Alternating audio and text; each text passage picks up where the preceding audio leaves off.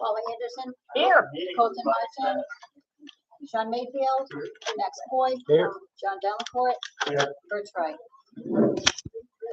All right. So we have a quorum. If we can make sure everybody has their little microphones and they have them on, because that's how they're getting the recording on the live stream. All right. So on the agenda, I wanted to change a couple of things on the agenda. Under the Parks Master Plan, under New City Business, if we could move that up to Old City Business, let's just move it up to A, an Old City Business, and move everything else down. And then I think it would probably be better if we go ahead and switch C and D and let Mary go first, if that's okay with everybody. Mary, are you good with that? Okay. You're talking about Under, yeah, new business. C and D would just be swapped. So D would go up to C and C would go down to D. Anybody else have any adjustments? It's under E, under new business. New business. But we've talked about it before, so I think we can move it up to old business and get Chuck out of here a little quicker. What's going to be Yeah, it'll be A and everything else will just move down.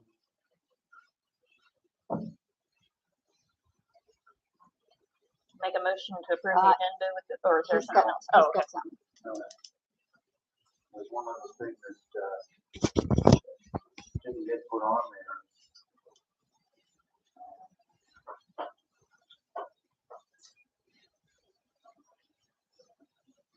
We need to put Linda Moore on there.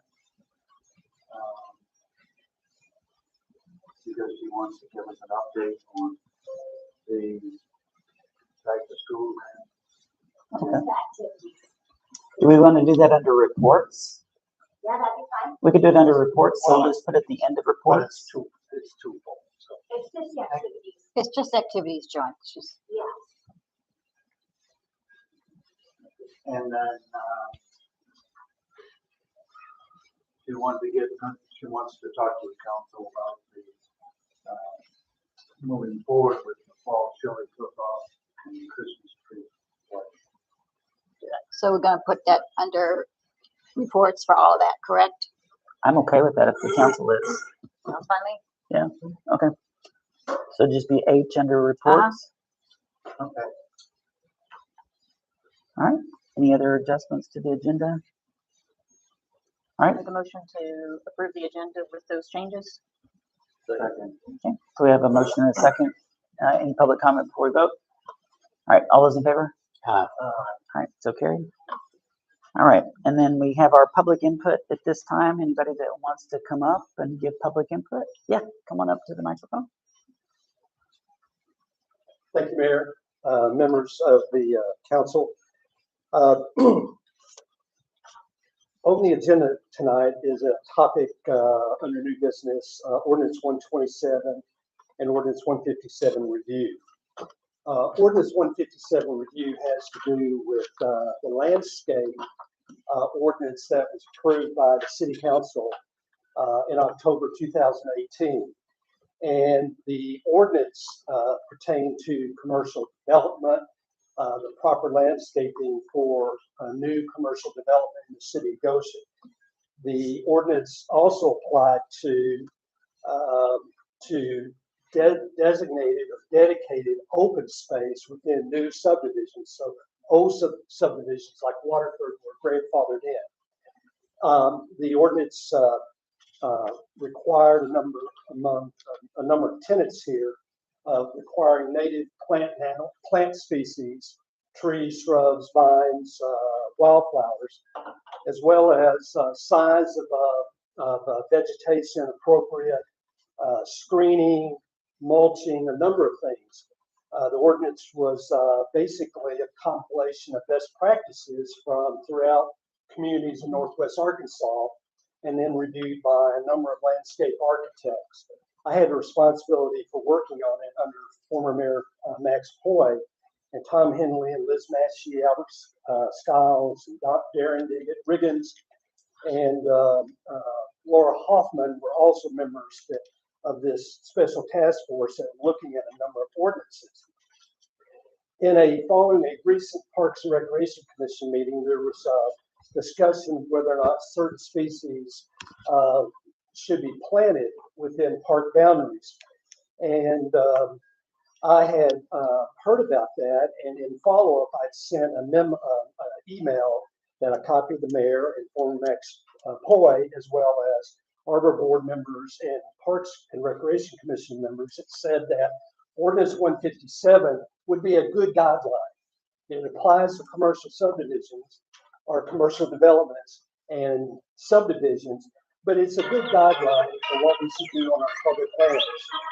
So let me get to the bottom line here, is that we really don't have anything comparable for city-owned lands, park lands, or even around here, although the Arbor Board has basically followed the guidelines. You look at all the plants that they've planted over the years here, they're all native to Northwest Arkansas. And so I'd like for you to think about, at some point, developing a resolution or an ordinance, and I would recommend probably under the bailiwick of the Arbor Board that would address the planning of what plants are appropriate for here, based that we live in Northwest Arkansas, and that fall under the Arbor Board. So those are my comments. I didn't know if I have a chance later to speak or not, but I wanted to go ahead and get this out and be quiet afterwards. So thank you very much, Mayor. Appreciate it. Any other public comment at this time? Welcome to come to the mic. Okay, no other. So we'll go on to the approval of the minutes. Has everybody had a chance to look at the minutes? There was one thing, under C, Let me pull it up. it says Bad Horse instead of Dead Horse Road, I think. Yeah, okay. I think it was supposed to be Dead Horse instead of Dead Horse. Yeah, So. you're right. I tell you, that spell check doesn't pick up things when it's, Still a dad or yeah, still a dad. All right, then with that, I will make a motion to approve the minutes with the correction of dead horse, dead horse. I'll second. All right, so we have a motion and a second. Any public comment before we vote? All right, all those in favor? All right, so carried. All right, we can move on to the, actually at this time, let's go ahead and do our pledge of allegiance. So we forgot to get it out. Yep. I pledge allegiance to the flag of the United States of America and to the republic for which it stands, one nation, under God, indivisible, with liberty and justice for all. So we'll move on to the approval of the financial report. So as of August 30th, 2024, the general fund was $711,460.62. The street fund was $222,132.22. The Police Act 988 fund was $3,211.92. And the CD totals were $1,024,952.62. Any questions about it?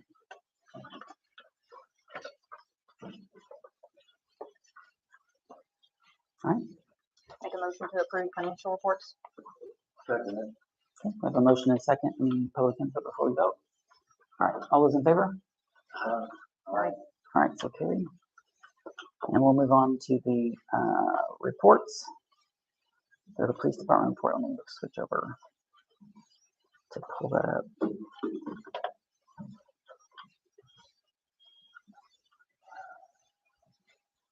So Chief Travis is out sick, so I'll go just read through the report.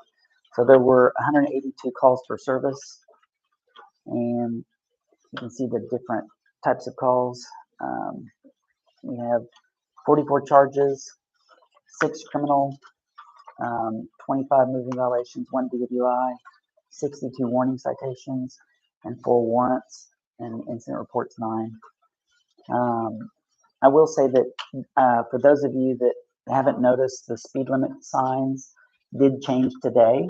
So they had initially put those up under the request that we had made to RDOT, but they didn't get them quite right. they increased the speed limit right in front of Poncho's. So I called them back and said that's not what was intended. So those have actually been changed to where it's 35 all through the downtown area and out to Mill Branch Park. And then it goes up to 45 and then 55. And so it's the same coming into the city as well. So that, and I think they all got changed today. Is that right, Nathan? Yeah. Okay. They also changed one. Instead of it being down in front of Phillips 66, Yeah, it's sooner. they put it up on top of the hill and put the 45. They said they were going to put it sooner into the city than it was before. That's right. Yeah. So they had two signs up there. 45, 200 feet later, they have 40. Now they got 45. And a 35. We're trying to step it down and keep it consistent. So Did they trim the branches out of the way so you can actually see the signs? I don't know about that. I haven't actually seen them. You know, they picked up a tree that had fallen right after right at the bottom. Fallen off. But we think they would have swept up the rocks that they've left. We turn into habit at the same time because they had it blocked further down the path. We can give them a call again and see if we can get that cleaned up. We'll move on to the infrastructure facilities management report. So the city park. So B-Stone has been installed on the south park entrance, and we're just waiting to install lines under the road for water. So the water lines will need to be ran after the road's there, and we don't want to dig up the road. So we purchased the conduit that goes under the road to be able to install the water lines once we get the actual meter set. They removed the dead tree at the park entrance, initiated the removal of weeds around the trees along Fire Tower. If you look just right over here outside of where the park's at, they've started cleaning up that area, getting rid of some of the underbrush and some of the vines that were growing into the trees. Continued weeding and mowing of the fields and parks. And I want to give a big shout out to some of the volunteers that have been mowing lately. Mike and Cheryl Nemo have both just hopped up and started helping with some mowing. Ivan and I both did our CDL class to drive the bucket trucks, and Dave had some medical appointments he had to go to, so it was really nice to have them help out. I really, really appreciate that.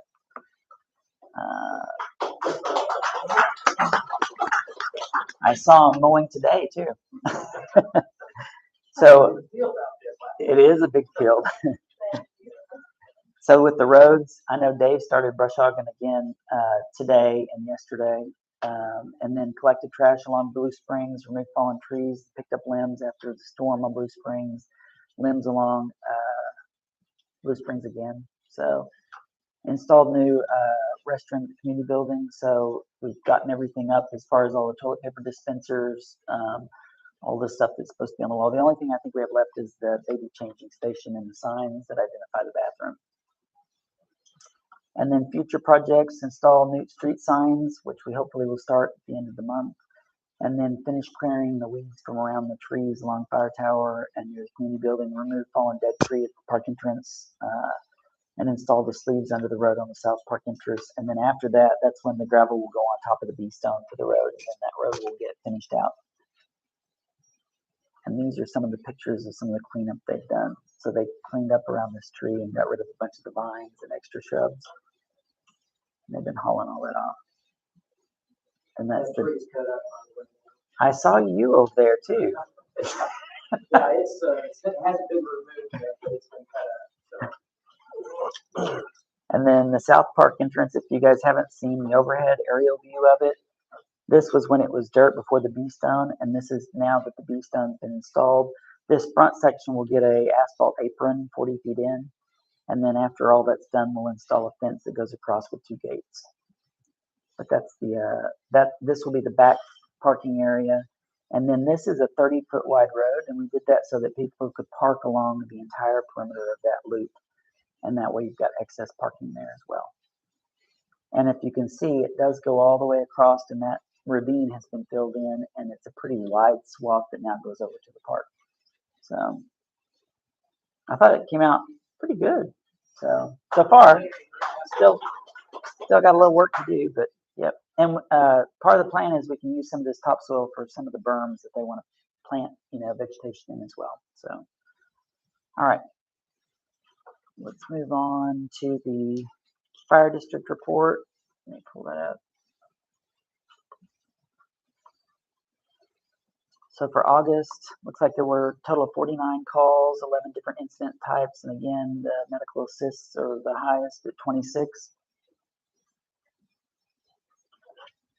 Any questions on it? Okay.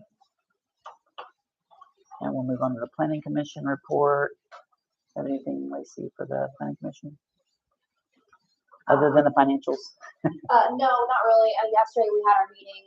The biggest thing right now is back from when we did the working session, we're talking about the changes that were discussed during that, mainly the driveway ordinances and ADUs. So we're moving forward with those changes, and that should be coming to you guys within the next couple months. All right. Any questions? All right. Next is our building inspection report. Let JD come up and I'll pull that up. During the month of August, I did 30 field inspections. You'll notice the second one there, the slab inspection failed. They didn't have the insulation required for the energy code, and the concrete was not to the proper depth. They made the corrections 44 days later. On down, you'll see a new house failed on the final inspection due to the driveway apron. Lacey worked with them, and then 6 days later we did a driveway inspection and everything else. Thank you, JD. And the Parks and Recs report. I don't think we have a. Nope. Okay. The 2025 grant has been, state outdoor grant has been sent in. That was for the ADA parking pavilion and bathroom project. Obviously haven't heard back from that yet. The urban forestry grant, that was all submitted. We used the local designscapes to do that with native plants. I think they donated those plants, which was nice of them. As they had said, Mike's been doing a lot with he removed the disc golf course because it was being overran with vegetation. We're hoping to get a better plan to get better maintenance on that in the future. We don't have exactly where that's going to go yet. That'll be decided on and obviously talked about. But as of right now, it's been removed because it's about to be overgrown. We've been working on the master plan, and we will bring that to the city council for approval soon. That's still being worked on. Any questions? Master plan, is this incorporating what we've been using? Yes, just updating the new things that have been inquired in the park. If we get grants, what we are going to do with those in the future, all that has to be updated as far as where we come and where we are now, or where we started and where we are now. You asked what number we were on. We're on 4.2 is the latest one. Well, it's good to know when we get it presented, we'll sign it. Any other questions? All right. Thank you, Danielle. And then we will go ahead and move on to the Arbor Board report. We submitted a written report and just have it with certain questions.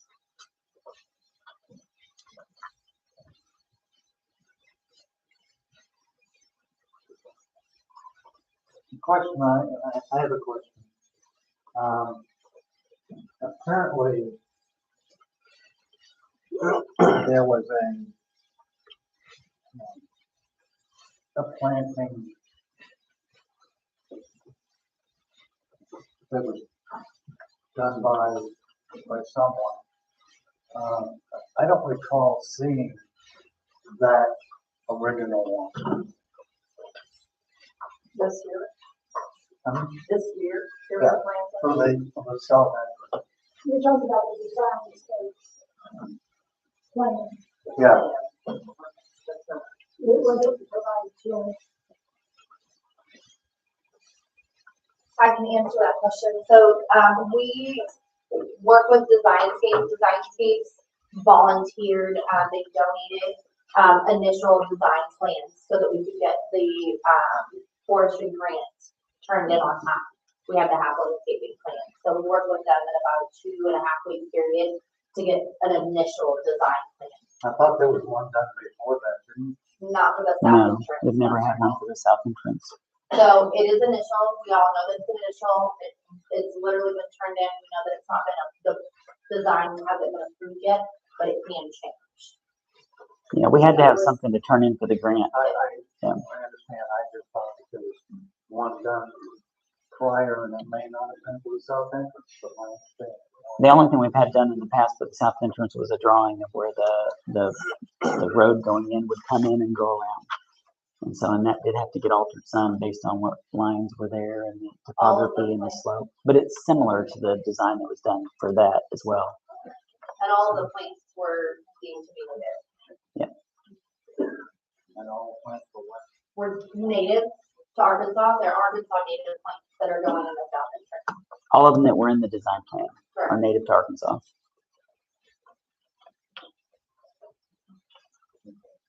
I would like to get a copy of the design plan.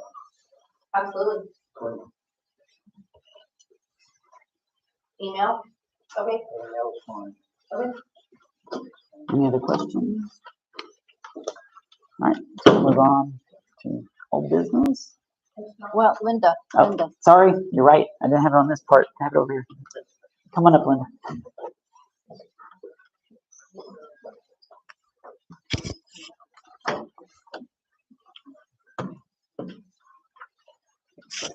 Hi, I just wanted to let everybody know that the back to school event on August 17th that the city hosted and the citizens of Goshen were so generous with school supplies went off well. We were able to give school supplies to about 15 children, and we didn't have the turnout that we thought, so we had a lot of leftover pulled pork and beef, which we were able to seal and freeze, and we can use that for our Christmas party coming up. So none of that went to waste. The leftover school supplies went to the food bank that is across the street from City Hall. And I got a report from the lady Felicia that runs it. And she said that it went over very well with the parents that came to receive food. And she wanted to personally send a thank you out to the citizens of Goshen for generously giving for that event. I also just wanted to see if the activities committee, we're now meeting pretty regularly, the group of us, and anybody else who wants to help with that is welcome to help.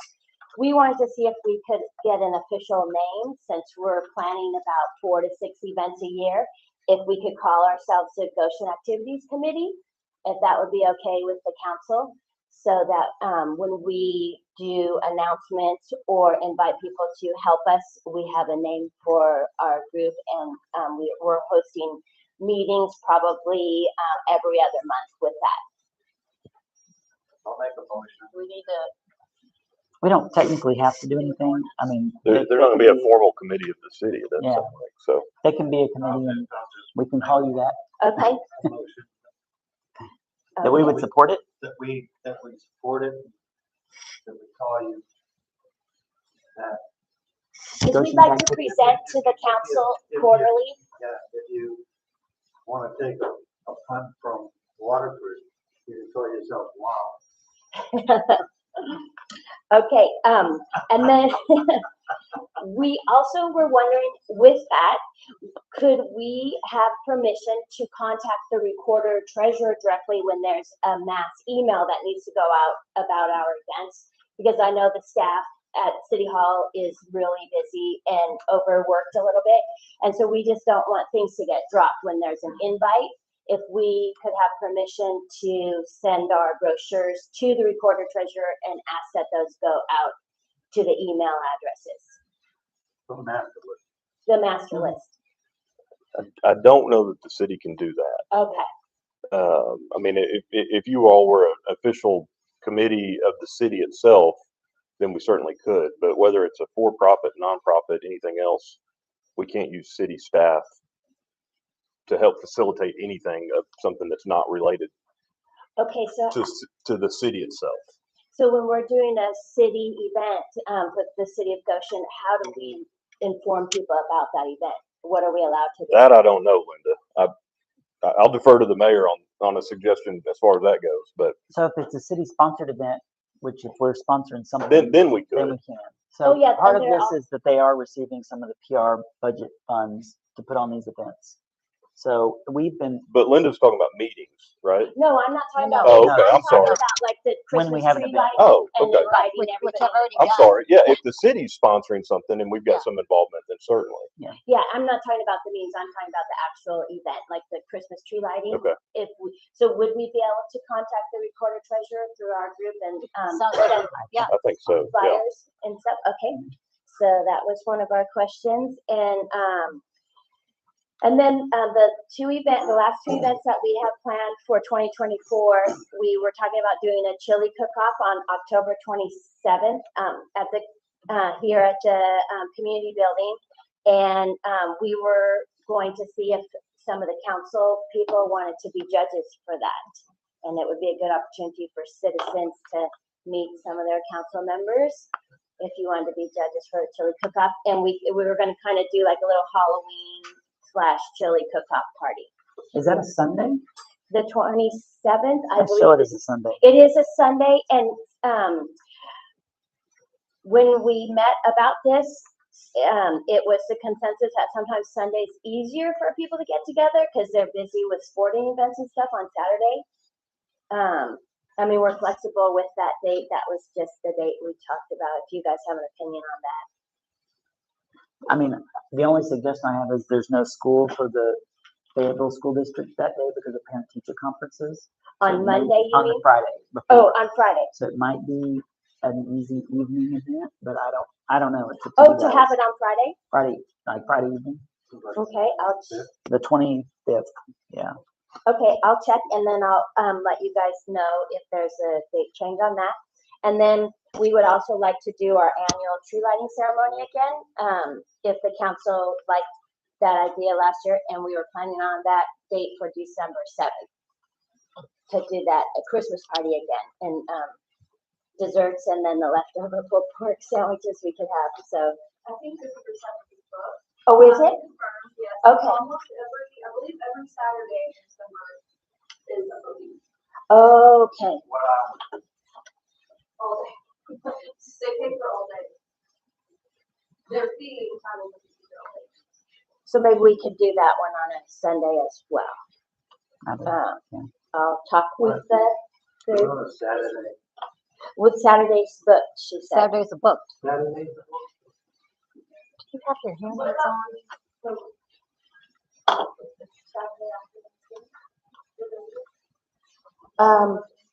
I think, I think a lot of us were out of town.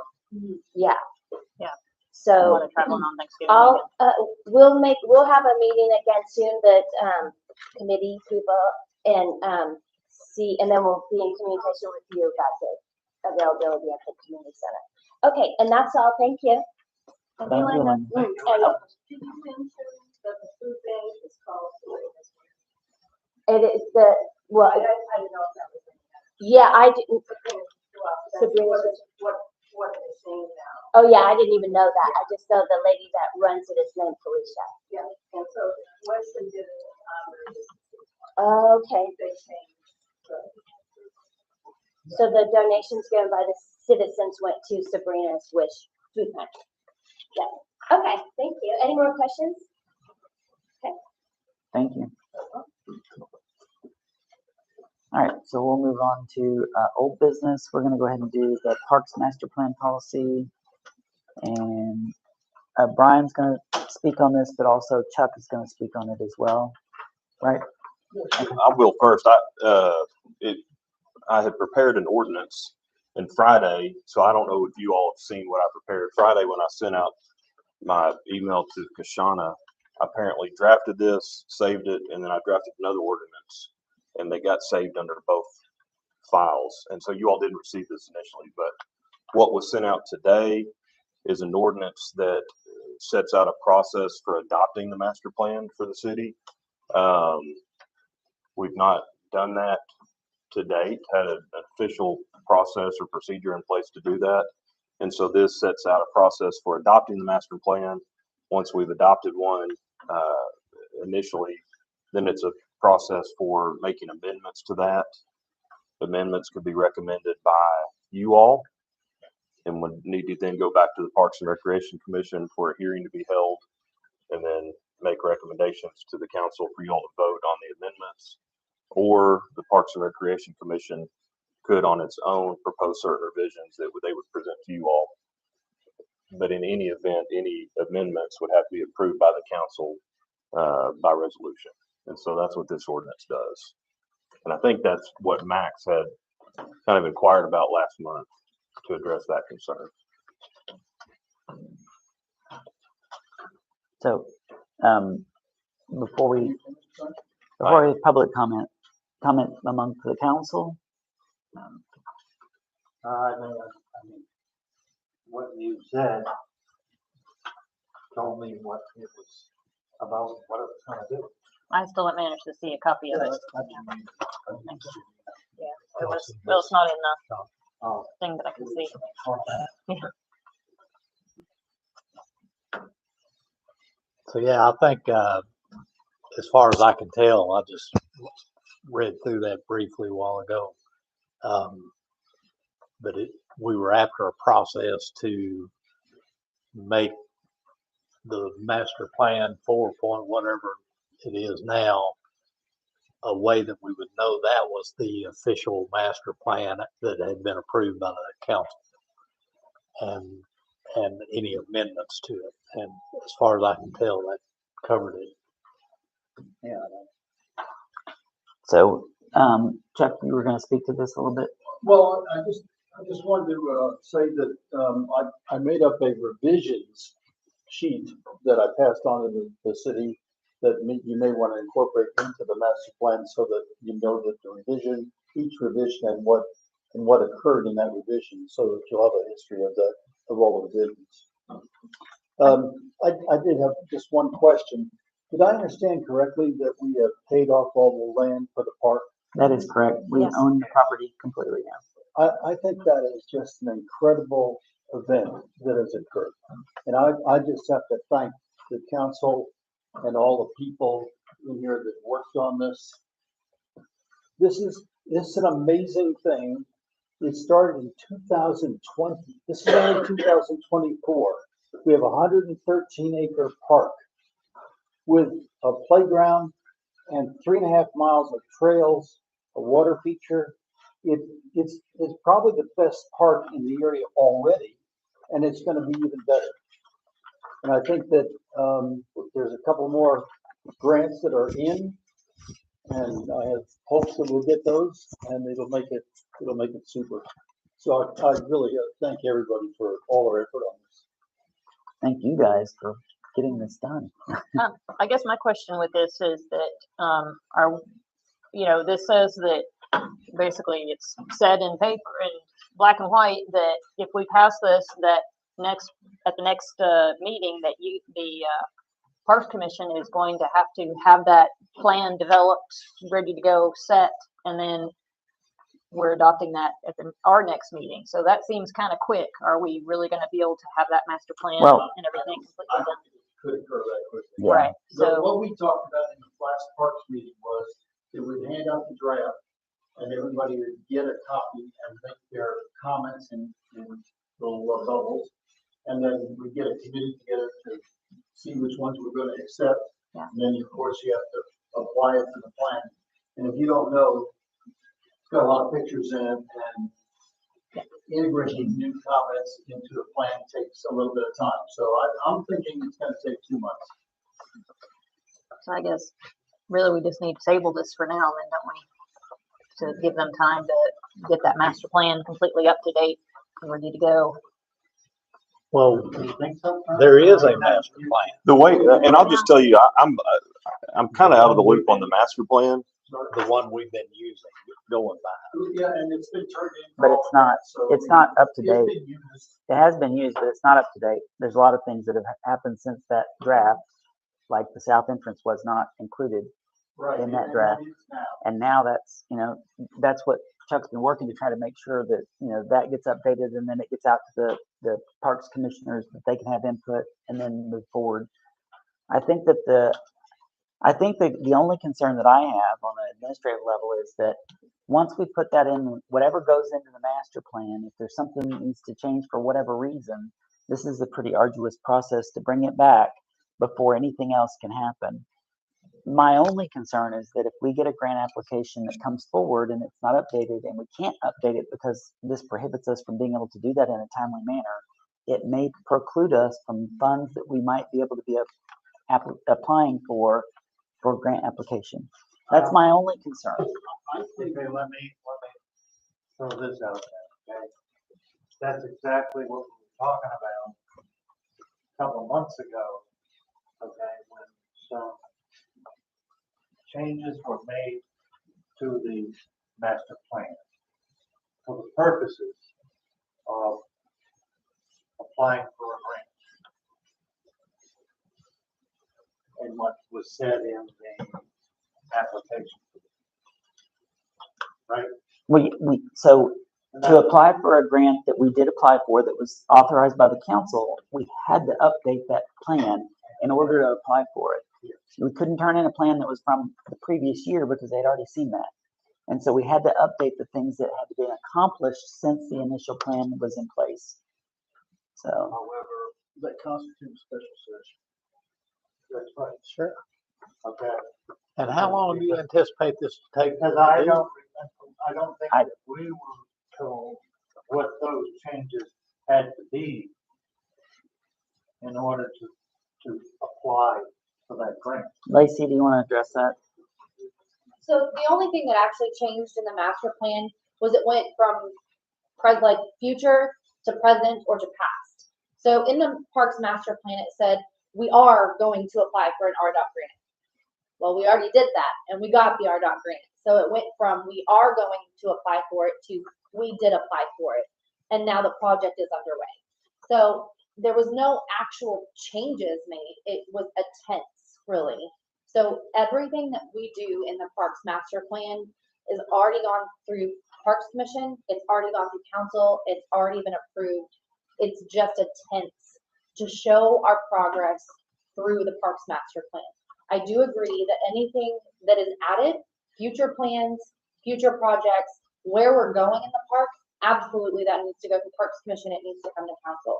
In the event that a tense from a project is going to happen to a project has happened, if those are the kinds of changes that you want to come before council, to come before the Parks Commission to get those changes made, then we will absolutely, in instances, have to have special meetings to change a tenth of a plan. That was not explained I apologize, I wasn't here. to any of us, so we thought there was changes made. No, sir. No. No, Okay, it was. that's what I said multiple times there was no substantive change ever made to the master plan. It was literally just a tense from, we are doing this, we are going to apply for this RDOT grant. These are the plans we've done this, we've accomplished this, we're moving forward, and now we're applying for another grant. And there's, let me say, there's only history in that plan. There's nothing in there that you guys haven't approved. I understand what you're saying now, but we were not, at least I wasn't aware that was the case. Nothing Okay. happens in the park without approval. But I stated that was the case at the meeting where we discussed it, and I think Danielle said the same thing. So our parks chairman, myself, we both stated that there were no substantive changes and it was only updating the plan to be able to apply for the grant Based on what's based on already what's been completed. But it was explained as you have just explained it. Well, I'm glad that I could make that clarity. It makes a difference.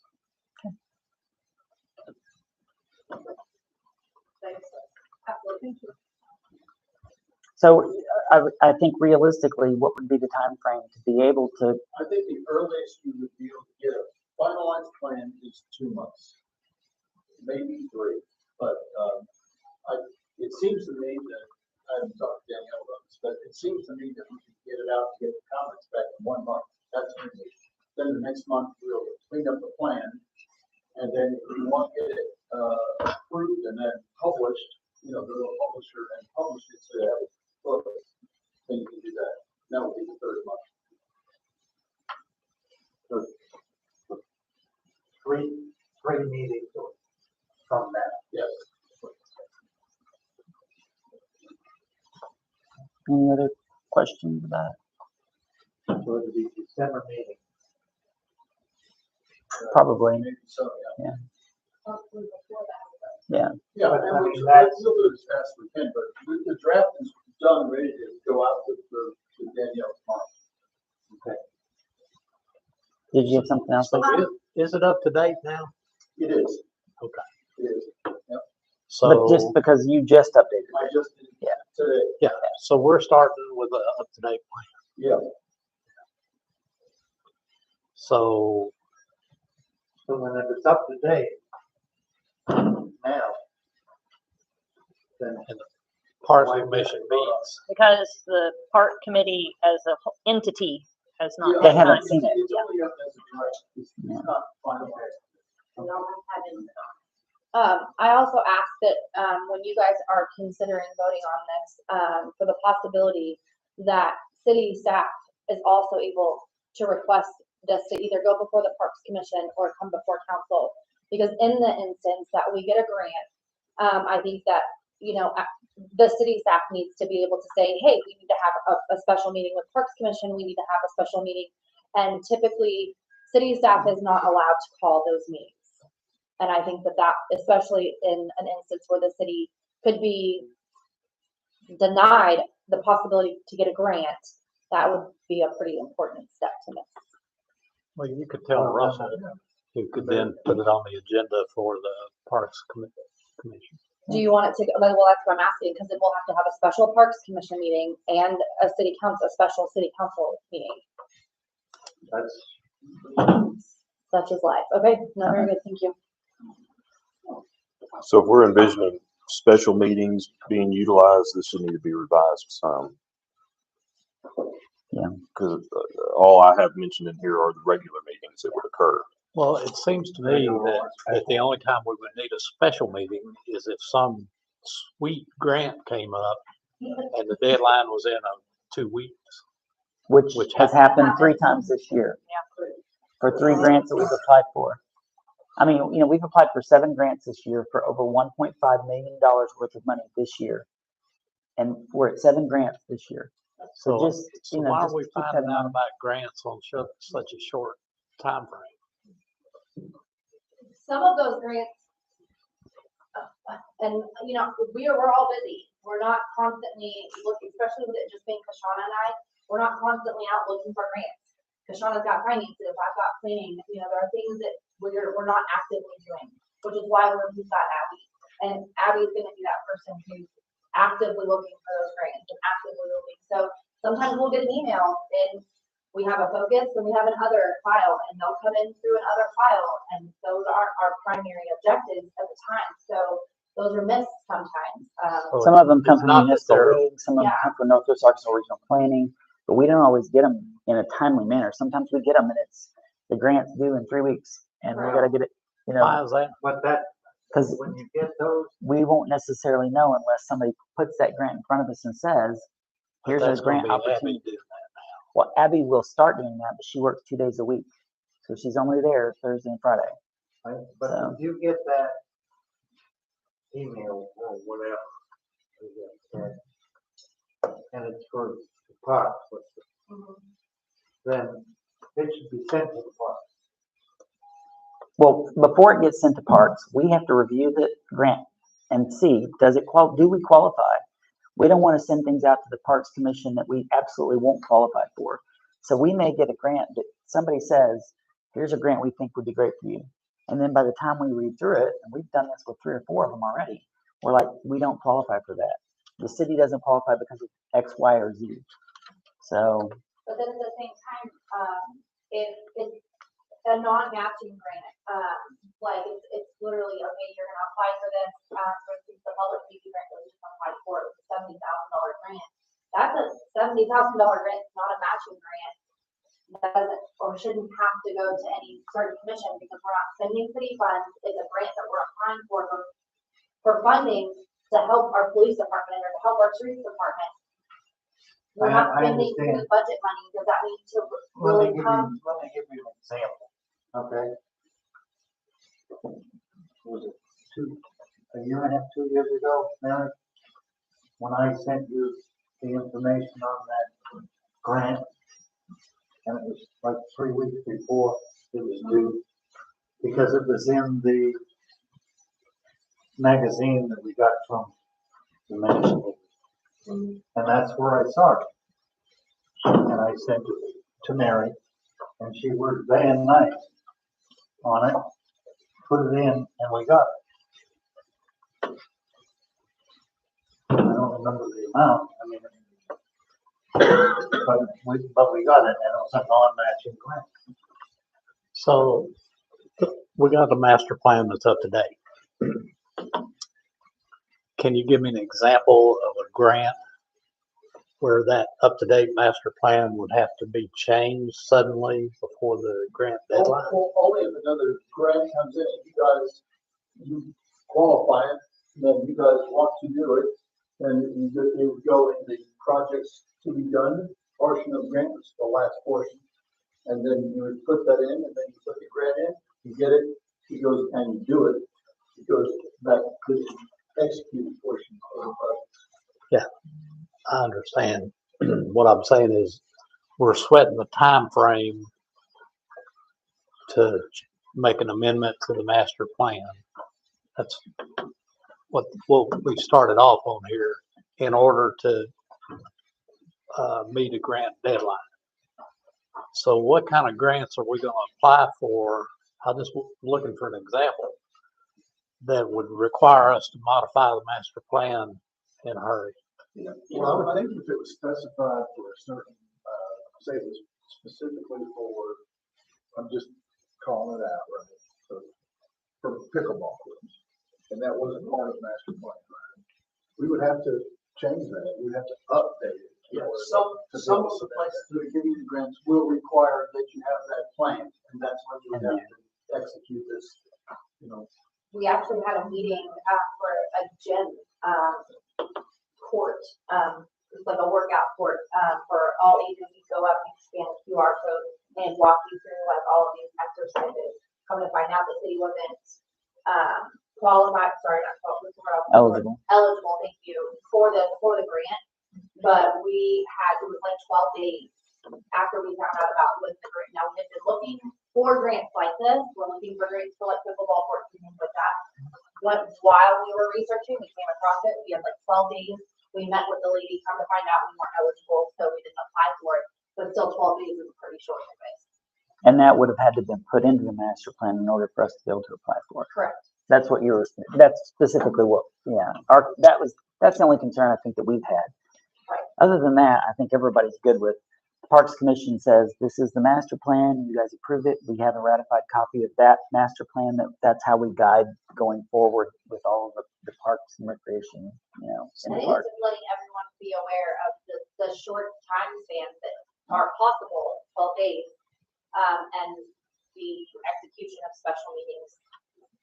So we've talked about having ball court, pickleball court, everything on that slab since we first. Day one, before we even opened it up. First I said, toward the chicken house. that's perfect to put. So, Pickleball but you're saying that it did not wind up in the master plan? I'm sorry?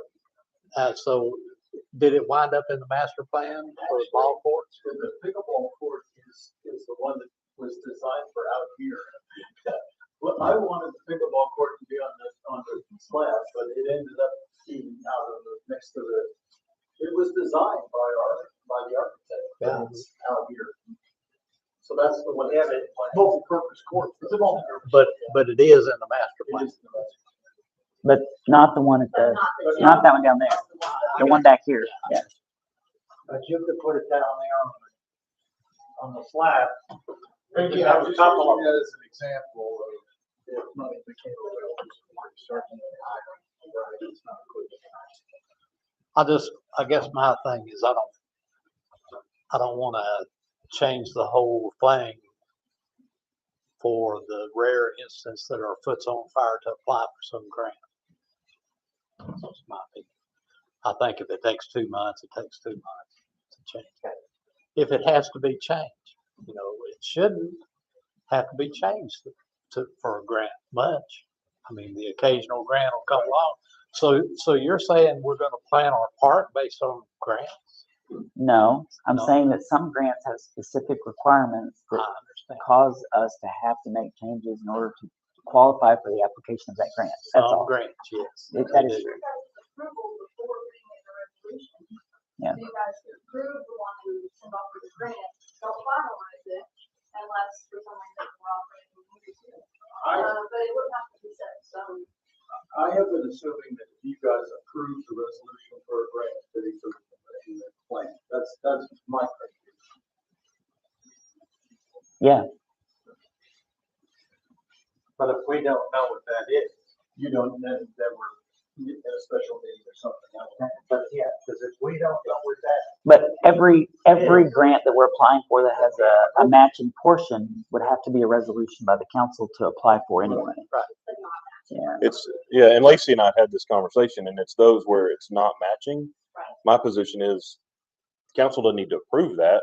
The city will just apply for it and see if we get it. But under that circumstance, what I'm hearing is there may be a master plan that's needed to go along with that application. And there may be some hindrance in having that ready to go. And that's when the special meeting would come in. You can take things out of the master plan once you guys find out that you don't really want to take that grant. All these grants that you get, you apply for them, you get approved, you don't have to take them. You can turn it down. So if you guys decide to not take that grant or something, it comes out of the master plan. We've been, Kyle's been waiting a long time to talk. And I think Mike's next as well. Trying to get my standing over for this. So I think we're muddying the waters just a little bit, just speaking for myself, not the commission, that in my view, a master plan should be a long-range planning document that is set and forth annually by the Parks Commission. And the idea that we get a grant and we should change the grant opportunity, we change the master plan just to meet that specific grant requirements is a little odd to me. I understand that, there may be some tweaks that need to be made to a specific project, but that can all be explained in the proposal to a certain extent. If we update our project annually at the end of every year, the master plan should be pretty darn up to date every time. And we're kind of splitting hairs over things that really are outlying situations in the whole process. And the process should handle that. And I think that's a special meeting. Yeah. Early spring. Yeah, this is the early time. And I think there's ways that that table at the end that we could look at that and have that table be a little bit more generic, potentially identifying different grant opportunities for different projects. Because that's really what's being changed, right? Is that so? I just don't want us to be discussing too much at length of what will be in the process. And I think that ordinance, we should have the opportunity as a commission to review it as well prior to passing, which it sounds like we will. So thanks for drafting up, Brian. I think Mike was next. Did you have a comment? I was just gonna say, is there any reason why, the ordinance couldn't adopt a clause in there, call it a special circumstances clause or an emergency clause, whatever the terminology would need to be, where it would give authority to city staff to amend where needed at their discretion. Obviously, it would be on them then to come back and explain why they had to amend that, and everyone would be advised at that point, but it would give, the ordinance would then give authority to the mayor and the city staff to make changes where needed under special circumstances. I wouldn't be in agreement with that. If it's a material change, and I know you have to define it, Yeah. but if it's a material change, I think that's essentially what we're asking for, right? It's not, to your point, if it's a tens or something of that nature, to me, that's not material. Yeah, and that I would not be comfortable with making a change that was any kind of substantive change to the overall plan. But if it was updating something minor that was, yes, that part has been completed, but that's not been updated in the master plan, that'd be fine, in my opinion, but I don't know how that would be worded. I think material is a great word. It's or substantive change. I think it's the linking of the project. So we have the HUD grant that does one portion, we have the RDOT that does another portion, we have the urban forestry grant that does another, and all of these projects build on each other. We're building the park, we're constantly growing the park. And as one project gets completed, or we reach another phase, right now, like we received the RDOT grant, but we're waiting on environmental planning. We've gotten the HUD grant, which does environmental review. We're constantly changing, we're constantly growing. And the addition that Chuck has made to the end of the Parks Master Plan as like a project update page, if that could be allowed to be changed, maybe not the plan and the future, like the 10-year, the long-term master plan, but the update, the appendix, if you will, to the master plan, if that could be updated by city staff as needed and brought back yearly to be added to the master plan, I think that would suffice to be a Probably. But that, when that is gone, then everybody should be made aware of it. Absolutely. And that can go out in an email, right? Instead of it, because it's that appendix that you throw out in an email, kind of like when I give violation notices, you guys have 5 days to be notified of that. So like if the appendix up to the master plan is updated, you have to notify me in 5 days. Yeah. Provided we have a master plan. Correct. Yeah. So we can put that again. Yeah. Correct. Yeah, that's probably a good way. She does talking about that would explain what changed. Yeah. Kim? Thank you, Mayor. I think this is a great conversation. I'd like a couple points here. I think with the update that Chuck is doing, the Parks Commission, that they're covering, I think you're looking down the road. You're working with the grants that we have. I think that you're going to be able to cover most of the, if not all of the grants of significance that will come to the city for consideration, to the council consideration. That's been our experience to date. There's often a public comment period involved with some of these as well, and public input. That also gives you time. So I think I think you'll have time in order to make the changes that are required for a grant. I don't see a big concern there. Now, on another point, so I just want to add that just from my past experience working with Chuck and other members of the Parks and Recreation Commission. The other thing I'd like to point out, this issue about resolutions has come up tonight. I think by and large, we need to, when we look at resolutions, particularly as it relates to Parks and Recreation or maybe even the Arbor Board and others, is that we need to be a little more specific in the resolution as to what you're clear on what the grant is, like you're going for a state outdoor recreation grant or RDOT grant, but sometimes you don't get into detail of what that grant's to be for. Part of that. What is the project? So part of that is that it's required by when we're submitting the grant. I realize that very well, Mayor. I realize that, but I think there's room in there for us to be clarified more precisely what the grant is actually your intent is. I went back and looked at one of the minutes backing up one of the resolutions, expecting to find the detail there. I didn't find the detail in the minutes either. And so this is my suggestion to you to help cover ourselves, I think down the road as a community, is that when you come to these resolutions, that yes, you're very good about addressing what the grant is as far as where you're seeking it, but I think you also will need some detail as to what the grant is for, such as for an outdoor pavilion. That is not present in resolution 2024-08. And I didn't find anything in the minutes. Now, I hope I'm wrong. I hope I missed it, but I didn't find anything in the minutes that covered that resolution that resolution 2024-08 and going to the state outdoor recreation grant was for a pavilion bathroom complex, which I dearly support, but we don't have it clarified. So that is just something for you to think about as you go forward. That would help. So, It would really. Lacey, do you want to address that? Because part of the reason, and Lacey's probably going to add into this. No, we wanted to explain why it was done that way. There are some grants, like you said, Ken, that we know are they normally come up in the spring. The parks out, like the outdoor rec grant, like it comes up in the spring. We know that RDOT typically gives out a grant in the spring. HUD comes out with a grant in the spring.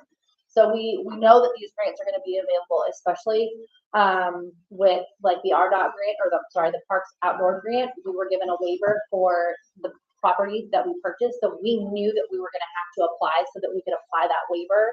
And it wasn't necessarily known, hey, this is exactly what we want to do. We know that a pavilion is in our master plan, and we know that that was one of the projects that was going forth with that. That was later taken to the Parks Commission and confirmed with the Parks Commission. Yes, this is what we'd like to do, and this is where we're moving forward. But that's not always discussed at the time that the resolution is adopted. Yeah. But I think the other thing, it might be sad, but it isn't in the resolution. We sometimes forget, is the grant, okay, is there a match factor to it, or is there not? The outdoor rec grant, there was absolutely a match factor to that, which is 50%. why we used the purchase of the property with the waiver that we got from the outdoor recs grant program. And that's why we knew that we were going to apply for it again. The Parks Master Plan outlines that we need a pavilion. And because it outlines that we needed a pavilion, it also outlines that we need, bathrooms on the north side. There's multiple things in the master plan and in the future that we could look at applying that grant to any of those. So as long as we know that we have a resolution, a contract with the city, with the council, that we're going to be able to apply for this grant. Yes, it was done way early because we knew, hey, this grant's coming up. We're going to start talking about it. And it was later discussed in the minutes with the Parks Commission.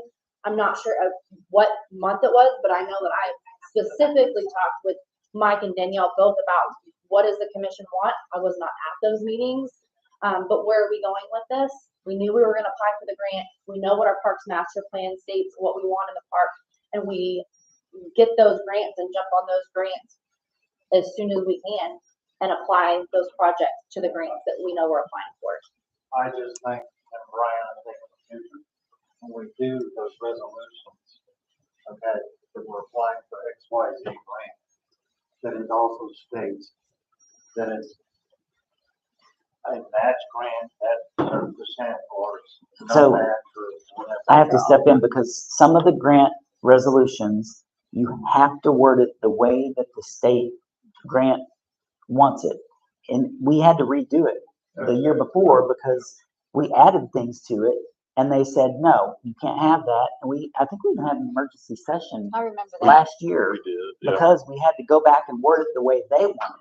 And so you can't state those things in that grant resolution. Not always. Not always. Now, and we knew that we didn't know for sure for this grant what we were going to be applying for specifically. We let the Parks Commission decide and make that decision as to what was it that was most important that we wanted to apply for. And so it ended up being the pavilion, I think is what you guys decided at the meetings. And that should be in the meeting minutes of the Parks Commission. I just think that it's important to note that we're not deviating from the Parks Master Plan. We're looking for projects that are already there. I understand that. And I'm not saying that you are. All I'm saying is that if it's a match grant, and we're gonna have to come up with the money to match it, then we need to be aware of that ahead of time. I mean, which is why you guys passed the ordinance. You guys knew that the money was gonna be spent in the parks. And again, you guys have approved the master plan. I'm not saying we grant money itself, but if we have to match that, then That was discussed when we passed this resolution in March. It was.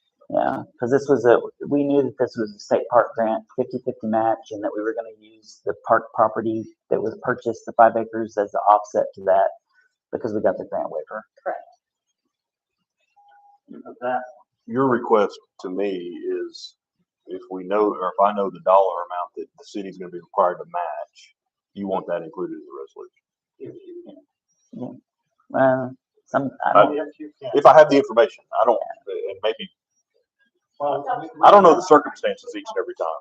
I understand, but when you're asked to Sure. do it, then they're gonna be aware of it as well, 'cause it's gonna be at a meeting, and you'll know.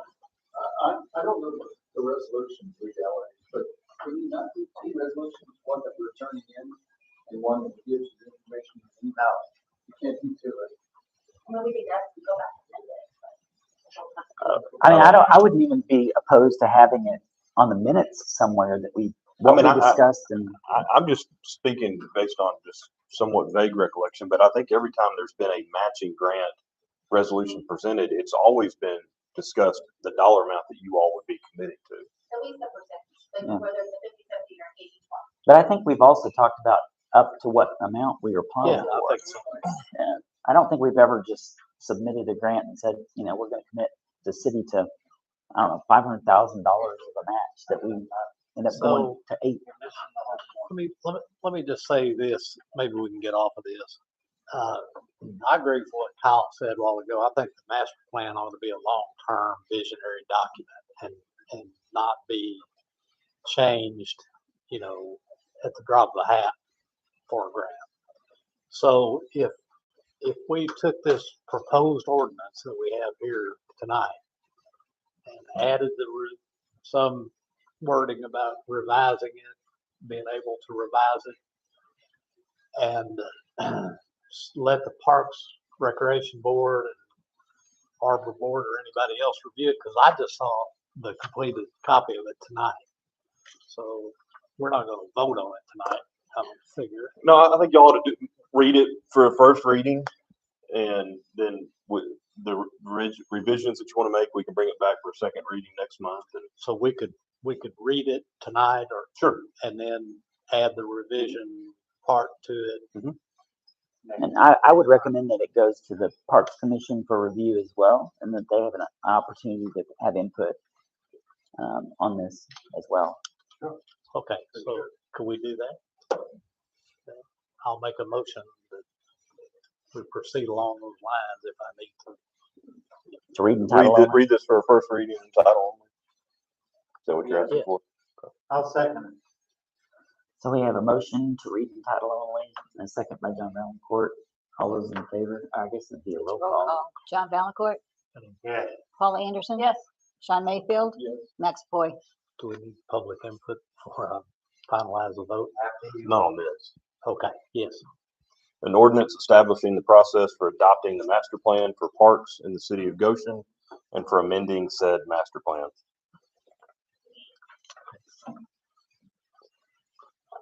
Well, that's all we need to do, and then ask you to add whatever language about being able to put it. If you guys could email either Brian or Kashana, and then that could get whatever recommendations, suggestions, not amongst each other, but just directly to them, then that way they can make some updates. You're referring to what Mike had suggested? No, I was referring to what, Kyle. What Kyle suggested. no, No. Lacey, Lacey. as far as being, and Chuck, as far as being able to have a page in the document Have an appendix. to keep up with the revisions. Okay. So that maybe we don't have to revise the master plan at every Cause that will keep the updates. Yeah. All you need to do is change the appendix. So the actual master plan would be the same, but it's the updates of things that are getting done. It really is what The it is. appendix may be updated by city staff, et cetera. Okay. And y'all need to vote to approve the first reading. I'll make a motion to approve the first reading. second. So there's a motion and a second, and public input before we vote. Roll call vote. John Valencourt. Yes. Paula Anderson. Yes. Sean Mayfield. Yes. Max Boy. Okay. first reading. All right, so we're gonna move on to old business renovation update. So the renovations, I don't know if I have slides for this. I had an Arbor Board address.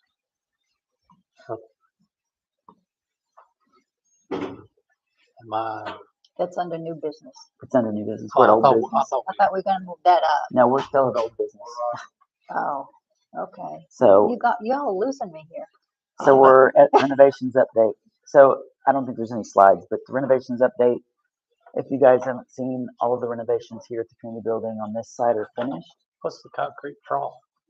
Oh, it was there for an event that we had for the farmer's market to put ice in for drinks. So it's gonna be. It's going away, yeah. I just gotta come down with the tractor and haul it off. If anybody wants to use it for drinks, they can. I thought you were making them put the bicycle. No. The only other renovation left for the community building, which we've already gotten the bid for, and they should be starting the construction part of it soon. The handicap ramp on the front of the building, and that will be the ramp that goes down along the front that will have handicap access both here and there. So all entrances would be handicap accessible. So the whole building. Yeah, back door. Yep. So that's the last piece of it, and that shouldn't take long. When they started, it probably only take about 4 or 5 days to complete. But now that we have this entrance, that can be closed and we can all enter through here during that phase. So that's why we waited to get that done. The city hall, the only other thing that we had left to be done there was the awning over the back of the building. So that's been completed. If you guys haven't seen it, you can stop by. We'll probably have the city staff paint the wood after it's had time for that treated wood to dry for a while. So to make it match with the black. Grant updates. So like I said earlier, we have submitted 7 grants so far this year for over $1.5 million worth of funding. We just submitted today the electric vehicle charging station grant for the Department of Transportation. And that was an $840,000 grant. We have a 20% match, but we also have businesses in the area that are willing to pitch in to cover some of that portion if they want to buy the proceeds of any revenue that's generated from the charging. So, and Where's it gonna go? Ponchos. So they've agreed to let the back portion of their parking lot be utilized for that if we get the grant. So that got submitted today, and it was not an easy grant to get submitted. So we're very happy that got submitted. And then the preferred last line update. Lacey, do you want to talk about that? And this is our zip code change. Yes. So, And it's Kyle Weaver is with Congressman Womack's office. I've actually been discussing things with them. He sent me an email. I think you guys have it in your packet. More or less said that he's been actively engaging with the USPS, and we should be really, really close to getting our preferred last line. Been super excited because, as you guys know, it took like Elm Springs 9 years to get theirs. We've kind of sort of been working on it since 2019, but fiercely working on it for probably the last year. And so this is like super, super good news. After I received this email, I reached out to Kyle and asked him, okay, so we've been notified that our post office is possibly too small to add the 2 or 3 routes that we might need to cover Goshen, not only what we have, but also the possible annexation area. So USPS, Kyle let me know that USPS actually comes in and will do like an audit of the building, and that they every so many years do additions or relocations of the post offices based on what the post office can offer. So the city really won't be out anything. USPS has the funding for all of that. Obviously, they'll try to do an addition onto ours, so they'll get with the landlord and make all of those additions and renovations and all of that on their own. So that's good. Do you know what that will do to the routes? People that don't have a mailbox in Goshen, I assume it's gonna change to 72735. What do you mean the people that don't have a mailbox in Goshen? So nobody has, the only actual Goshen addresses are the PO boxes and That's what I'm City Hall. So if you have like a 72703 or a 72701, 72727, it will change to 72735. As that changes, it's like a transition period. We'll get our routes out of our post office.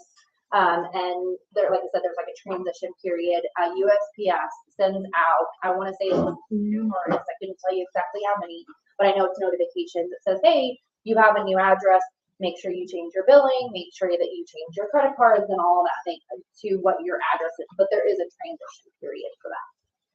So will it say Goshen?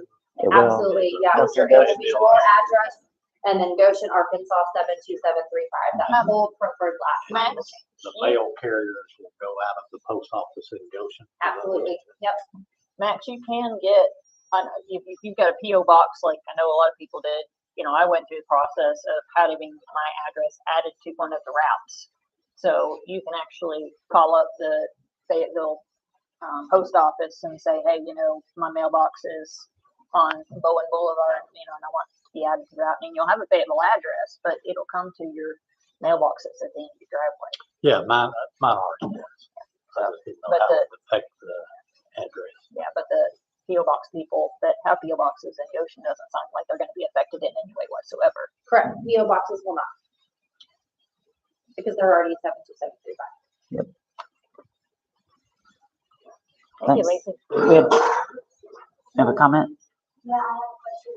Does the USPS know that we have the annexation, like if that goes through, we're gonna do it? So USPS doesn't, but Congressman Walnut Thompson does. And then what they're doing to the post office would be able to accommodate that growth. Absolutely, yes, they know.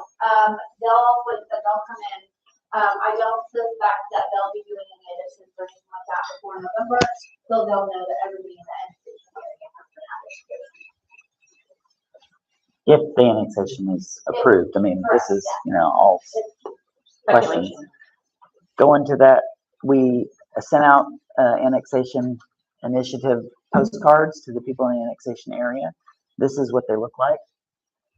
We got them out a little late last time because we were trying to have a meeting every month before the election so that people would have enough time to come in and talk to us.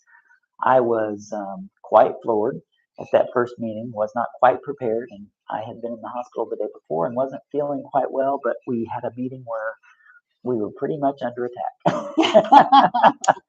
So a lot of people, they don't see the need to be annexed, and they don't want to be annexed because their taxes do go up some. So, and I can understand that. And we fielded those questions, and I think, you know, there's a lot of mixed emotions about whether or not someone would want to be annexed and what's the benefit that Goshen is going to bring to their area. So we have talking points of you know, what we're going to talk about is why we felt like it was important and what things we think we can bring to their area and how we can benefit them. And, you know, they will benefit us some, but, you know, I do think that we will end up benefiting that area very, very much so.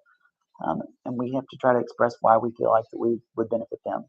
And so not everybody's going to agree, and we understand that. And hopefully, you know, it will be what it is. And you know, it's easier on me if we don't have an annexation that goes through, but you know, if it goes through, then it means more work for city staff and more work for us. But I think it's a good thing for us as a whole. Was that the only negative response you received, was the financial and paying more taxes? That's the biggest. And then, you know, why would we want to be a part of Goshen where we already are, you know, everything we do is in Fayetteville now. Why wouldn't we want to just be annexed by Fayetteville? And, you know, then there's people that were like, well, we absolutely want to get annexed by Goshen because we don't want to get annexed by Springdale. And there's a lot of, like, I think mixed emotions, but then it's like, you know, we've lived here 20 years and Washington County's been great. Why do we need to be a part of Goshen? And I understand. I mean, you know, it's a huge ask for us, for them, but it's also, you know, it is. I mean, you know, Well, it's gonna be one of the three. it will. And I mean, Fayetteville will probably be the later of those. I mean, Springdale's looking to annex sooner than Fayetteville, and I don't think Fayetteville's going to try to move this way in time really soon. Eventually they will. As most of the cities are already up against each other, and Lacey and I talked about this, up against their own, you know, city limits or planning areas. And so it is kind of inevitable that will occur. the area that we're looking to annex, I think really fits with the feel that Goshen currently has. Larger homes, larger lots, some of the same, types of subdivisions that Goshen has, that same quality feel that I think we want to preserve, that open green space, natural, environment that we've come to appreciate, and that we don't want to see either changed or destroyed in ways that we don't have any control over, because the county doesn't have zoning regulations. Everything comes to the county by, it's a conditional use. Anything that comes before them is a conditional use permit. And so it's very different than the way we do things, with our zoning and permitting regulations. So, and I think we'll do a better job of being able to really be astute in getting on their streets and, tree trimming and signs and things that will, I think, benefit the people in that area. So, but this is one of the mailer. I am going to ask as many of you that can on the council be at these meetings. I think it's important for them to see the representation of the council at these meetings. And, you guys are welcome to answer questions as well. And we have some talking points we give to you guys as well as, how we're responding to these questions. Well, I don't know. I think what I heard, Linda did a pretty good job. Linda really did a great job. And this is how it will appear on the ballot for those of you that are, wondering how it's going to look. There was a question at the meeting, and I fielded, I think, the question as well as I could, which was, is everybody going to be voting on this, or is it just those of us in the annexation area? My understanding was it was Goshen residents and the annexation area. My understanding was correct, but I didn't argue. I just said, well, I will need to find out for sure. And we did. We called the election commission and we spoke with them and made sure that it is all of the Goshen citizens as well as those people in the annexation area will vote on this. And this is what it will look like on the ballot. So you're either for the annexation or against it. I don't think it's confusing. There were people that said that, is it going to be read in a way where you can't understand if you're voting yes or no? I think that's pretty clear. Yeah. So, Yeah. Any other questions about that? Okay. So we can move on to the next item, the Highway 45 speed limit. I think we've already talked about, so we're good to move on. The contracts with Goshen and Highway 45, Goshen title contract that we decided that we were not going to pay. Brian was just going to. No update to give other than I sent notice to Curtis that we're not paying, and I honestly don't know that we'll get any response. The amount of money that would be at issue, I don't know that they would pursue it. But if they do, as I talked about at the last meeting, inevitably we would end up with a lawsuit. At that point, we would drag in Craft and Toll, and we know where, based on our meeting last month, where we're pointing fingers as far as where this went. So no update to give. If I get any contact from anybody, I'll certainly let you all know. All right, next item is the private subdivision streets. We had the discussion here. Jason did follow up, and Brian followed up with, I guess, the prosecutor. Yeah, with the judge. I can talk on it a little bit since the chief's not here. Judge Stevenson called me not long after our last meeting and kind of wanted to know, and she's the judge in Elkins that hears our cases that get prosecuted from Goshen. She wanted to know what the issue was, wanted me to kind of describe the scenario, which I went through with her. Long story short, the way she left it was, if a POA asked the city to patrol and enforce city ordinances in their subdivision or, state code, that she would certainly take those cases. However, she qualified that saying, on its face, it seems like it's valid and enforceable. But if a defense lawyer presented some argument to convince her otherwise, she's certainly open to the idea that it might not be enforceable. So basically, I didn't get 100% answer either way from her, which I'm not surprised by. And so, if we wanted to do something, Jason and I talked about this, and I think what makes the most sense would be an ordinance that you all passed that's general in nature, basically saying if a subdivision approaches the city as a whole, as a body, and asks for the services to be provided to be patrolled in their subdivision, then you all could approve that on a case-by-case scenario by way of a resolution at that point, but we'd have an ordinance that would authorize that process. Again, I have no idea if it's enforceable. Obviously, I don't prosecute these cases out here. I have not yet talked to Charles Duell that prosecutes our cases to see what he thinks. I think the chief, or maybe Dan, had talked to Matt Durrett, who's the elected prosecutor, and he indicated he sees no problem with it. So that's really what I know so far. If this is something that you all wanted to do, that's kind of the guidance I was given. And I know that I've, interested in doing it. huh? I'm just making, I'm not interested in doing it. We went over, I thought we put this to bed at the last meeting, number one. Okay. Number two, we talked about, Brian, I don't know if you see something, that we can't use city vehicles, et cetera, on these private streets, that they're gonna have to work for, so what transpired of that? Well, Russell had talked to Caleb down at the municipal league, attorney down there that advises us a lot. His more hang up was the gates.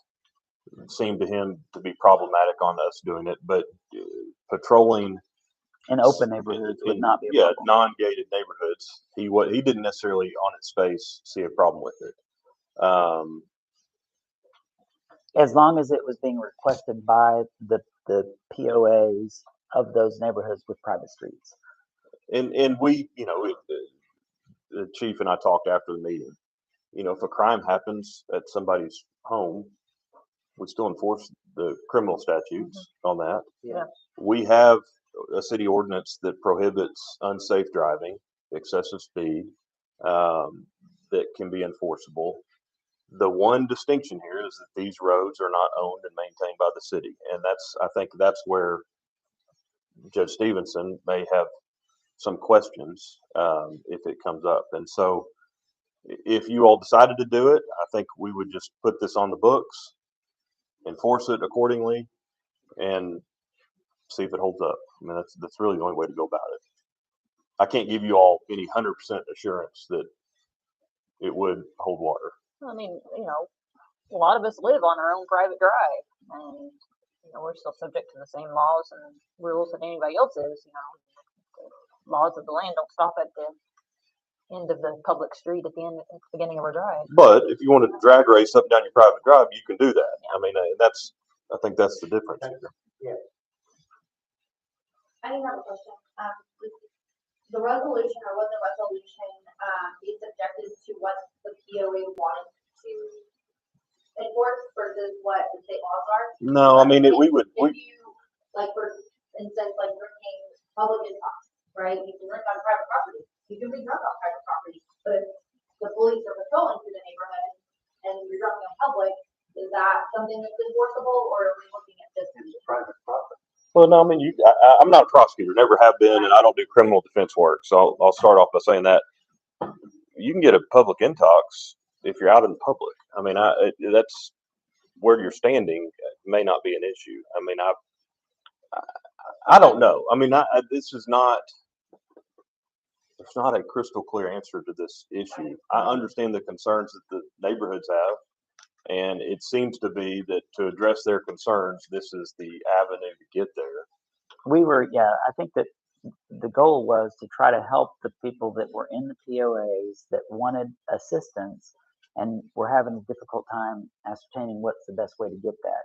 We were looking for a mechanism by which we could legally do that and provide that assistance at their request. Not that we're going to send officers in to every POA so that they can pull people over.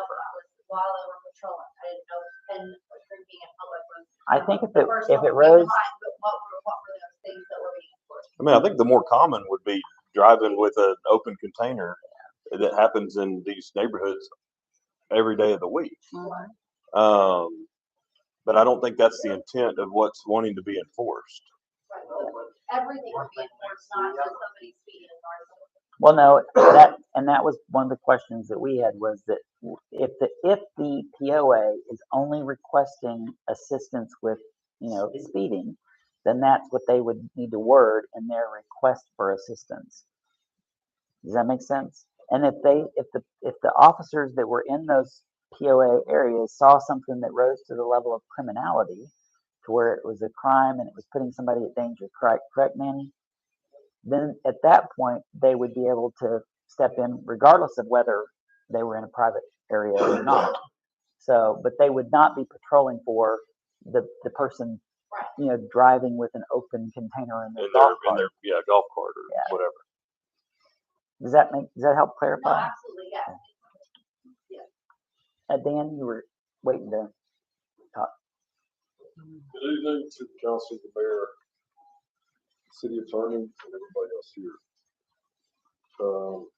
Just to recap, when we left the meeting last week, it's my opinion that we had a general understanding, and I'm not going to speak for everybody, obviously, everybody can speak for themselves, but the plan at the time was to use Ordinance 62 as the current existing vehicle by which we would enforce this very specific effort on behalf of the HOA. Again, neighborhood specific, right? This is not a sweeping city ordinance. The board of directors for Riverside Estates asked me to fill them in on the status and the progress of this effort at the upcoming HOA meeting that takes place next week. But there's been a little bit of a change to the formula that I wanted to run by you because it may change. I think, how you feel about, well, it's a substantive change, I think. So I'm just going to bring it to your attention now and get your comments on it because I'd like to give them the most substantive update that I can. And if people are completely against this, or if council people intend to vote no, I'd like to be able to communicate that, okay? So when we left, the idea was that the HOAs would write a tailor-made, a specific a letter, and that we would enact change to our bylaws or our governing documents to authorize this, okay? And this is where the change comes in. I'm super familiar with our governing documents. And when I left from here last week, I got to thinking that I am not convinced that we need to do that the HOA needs to do that, because I think the HOA, at least in Riverside Estates, already has that authority. And I'm not going to take up a bunch of your time, but I'm going to read to you just two excerpts from our bylaws. The first one is relative to the powers and duties of directors. It states, one of the many points says to administer, manage, and operate the common areas as long as they're owned by the developer of the association, and to formulate policies therefore. That's one point. The second says to adopt rules and regulations with written notice thereof to all members governing the details of the administration, management, operation, and use of the common areas. You move over to definitions. Common property shall mean blah, blah, blah. First thing on the list, streets. So in my opinion, this is not complicated legalese. This is plain English. It states that the directors of the board have the authority to make policies on the common areas to include the streets. So in my opinion, and I'm going to present this to them, and they're going to make their decision. They may agree or may not agree. I'm not on the board anymore. They may say we completely disagree, or they may say we agree, but we still want to take it in front of the full HOA for a vote, or they may say we have the authority and we're going to make a decision. But based upon that change, I'll propose to them that they don't need to get that, they don't need anybody else's authority to do this, and that they already have that authority. And since the city council is the key in this equation, having heard that, and I'll submit this to you in email so you can read it for yourself. Does this change anything for you? Yeah. Because it seemed like to me at the end of the last meeting that we had, I won't say total, but it seemed like majority support. So if after hearing this, you have a different opinion, I'd like to know. Yes, I do have a different opinion in that I believe in this particular case, it's a majority rule of the ordinance of that POA, not correct a board. So that's my opinion. That's how I agree with that. Okay, I respond to that by saying it specifically says powers and duties of the director. Doesn't matter. That's the basis of that. Doesn't matter? Yes. It's in the bylaws, it says director. Of the POA. Of the Right. POA. Yep.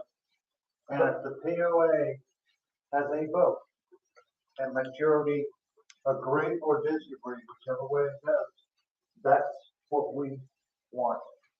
Well, and it states in there that the director has that power over the common areas, but frankly, it should give the POA great concern that one person in their neighborhood has that kind of control over what's happening. It's not one, just to be clear, it's the whole board. All Well, five. no, well, you said director. Directors. Directors, Of the okay. board, yeah. They're all Directors. directors, all, everybody on the board is a director. And I will say, at the last meeting, it wasn't last week, it was a month ago, when we discussed this. And you were here, and at the end of the meeting, and you said, well, I guess we put this to bed, but I don't wanna waste any more of your time, da-da-da-da-da-da-da. And that's how it was left. What we were putting to bed was the prospect of hiring the city PD as private security, not ordinance 62. In fact, I'm not even the one that brought that up. Someone else brought it up, and I thought it was I brought up ordinance 62. it was that was the vehicle when we left the meeting. That was seemed to be the most practical. Yeah, I think my recollection is we left the meeting with us asking the question of the prosecuting attorney's office as well as the judge, if that would be supported if we were to actually give a violation under ordinance 62. Correct? That's the question that I discussed with the judge, yes. And that's what Chief Travis discussed as well. And that's why we're bringing that information back, saying that yes, they would seek to prosecute for those if they were, cited by our police officers in this case, in that scenario. Now, I will go on record to state that I will support pending an HOA has majority approval within their residence. I would support a resolution that would have them to come back specifying what they want enforced, such as speeding, and that be applied.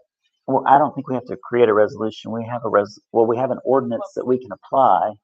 What was being discussed was an ordinance adopting an ordinance that allows for the scenario of a neighborhood requesting the city to enforce ordinance 62 within the neighborhood on those private roads. Okay. That's what would be drafted. And then the neighborhood would come and make the request officially to the city. The city would then adopt a resolution allowing for that enforcement. Yeah, I would like to ask that we ensure that we don't let this evolve into a discussion about ethics. This decision is left to this decision at hand as to whether or not they decide to go to the full POA or if they decide to make a decision themselves. It's not mine. It's not the city's. It's theirs. And I don't think you should make your decision based upon your personal ethical opinion on how they decide to go about that. The city council is the body, right? Of course. And I would ask you to look simply at the way these bylaws are written, and they're not ambiguous. It's not ambiguous. You could have an opinion about it, but it states pretty clearly that the board of directors has that authority. So you can, of course, vote yes or no with no. You don't owe anybody the information. You don't owe it. You've already asked for it. But based upon this, I would ask, and I've got your opinion, John, and thank you for that extremely clear answer, Sean. I would ask, so that I can report back to the board and to the community. If the board of directors for Riverside Estates HOA attempts to fulfill their part of the deal and writes a letter and says, we want to get into this agreement, we want to abide by this, we want to execute 62, ordinance 62, and we're clear in this letter about it's only for the purpose of speeding, revocable by vote, etc. Will you support it? Or will you not support it? For any reason, like Sean gave an example, I won't support it if they don't go about it by way of getting the full HOA. I'm looking to get some feedback on how you all feel. Right now, I'd like to see what you've, again, you've said it, you've read it, but I like to see the black and white in front of me. So until I have that, I'm not willing to say. You got it. I'll see that you have it tomorrow. And I would have had it to you already, but I was in Houston until noon today. It's a miracle I could be here. But I'm here. So you will definitely have it tomorrow. If anybody else wants to comment or ask any questions. So I've got a question. In the rest of the bylaws to Riverside, I own some lots in the Knolls, so I know that each neighborhood POA has pretty different bylaws. So is there anything in Riverside that says that general membership of the POA vote on rules or regulations or anything? Yeah, they certainly vote for regulations and rules that aren't applicable specifically to the common areas. Like if they want to decide, if they want to implement that, if the board wants to implement a rule that says you can't paint your front door red, then that would be an example. But anything outside the common areas, all the common sense stuff like fees and assessments, stuff like that definitely has to go. If they want to change any law that's on the books, they have to have a huge majority. But 71%. it's 75% to enact a new bylaw. 50% quorum minimum and 66 to change a law that's on the books. So to me, the question is, you said the board of directors has the power to create these rules for the common area, which includes streets. Yes. So once they have created these rules, does the membership get to vote on those rules? That's in my opinion, based upon the language I just read, the answer is no. They do vote on some rules, but you're saying not that. They would vote on any rule whatsoever unrelated to the common areas, and the administration of the common areas. That technically hasn't been, to my knowledge, Dan, doing that role, but has been tested. Not at all. It doesn't seem like it's a good idea to me. You think if you're going to own property, live in the neighborhood, and I'm not going to argue about it. Sure. It's, I'm not at the place. It seems like the people that live in that neighborhood would ultimately get to vote on the rules that would govern the common area. I mean, it sounds like from what I'm hearing, Dan, is that the council would be more likely to support this if they had the majority of the homeowners in agreement that that's what they are requesting. If that's the response, that's what I'll take back. But that's what I'm looking to get is that the consensus amongst the council? Yes, that are here? I feel like I know that there's a concern about using city resources and all that. And that's kind of maybe been addressed, but not really answered. But the people in those neighborhoods do pay taxes to the city. So that's a service that the city provides in general. So to me, if I would say the majority of the members of the HOA, because, as unusual it might be, however many board of directors you may have one little clique that's dictating to however many hundred people you have in the neighborhood. So I would feel better if we said, if we were going to do it, that it needed to be by majority vote of the HOA membership. My opinion. Is that the consensus? Well, the question is whether it's the majority consensus of the HOA membership or just the directors making the decision. Again, I would feel better about applying it if we knew that all of the POA members or the majority of POA members were in favor of it. Okay. That's how I feel as well, because I don't think it's right for. We understand your view. POA bylaws to tell the whole neighborhood. I just think Dan is needing some clarity on what he needs to take to the POA. So keep in mind, I understand. Keep in mind also that Riverside Estates at a minimum has never once in its existence had the quorum necessary to make any moves or make any changes whatsoever. Just keep that in mind. I think that's based upon the 75%, and what we're saying here is about 75. 51. Yeah. So that, 51 is, oh, you would need 51, that would be your.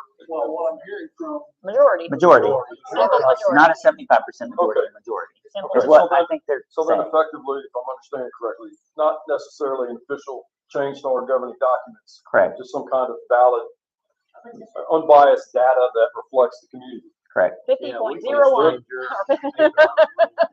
Even if we wanted to badly. We I can. think we will have no problem producing that to you. And again, it's not just Riverside, right? We're here to represent the Yeah. whole community. And So if, you know, all the Knowles wanted to come with the same request, then I we'd know. have a guidelines for, for how, by which they would do that, so. I think you're saying from what you said, Brian, that it's more, it does not include gated communities from what you understood from. No, this would include that as well. That was a different question that was being asked when the gate distinction came into play. So if y'all wanted to ask for this, conceivably you could. Mm-mm. No. Well, I understand.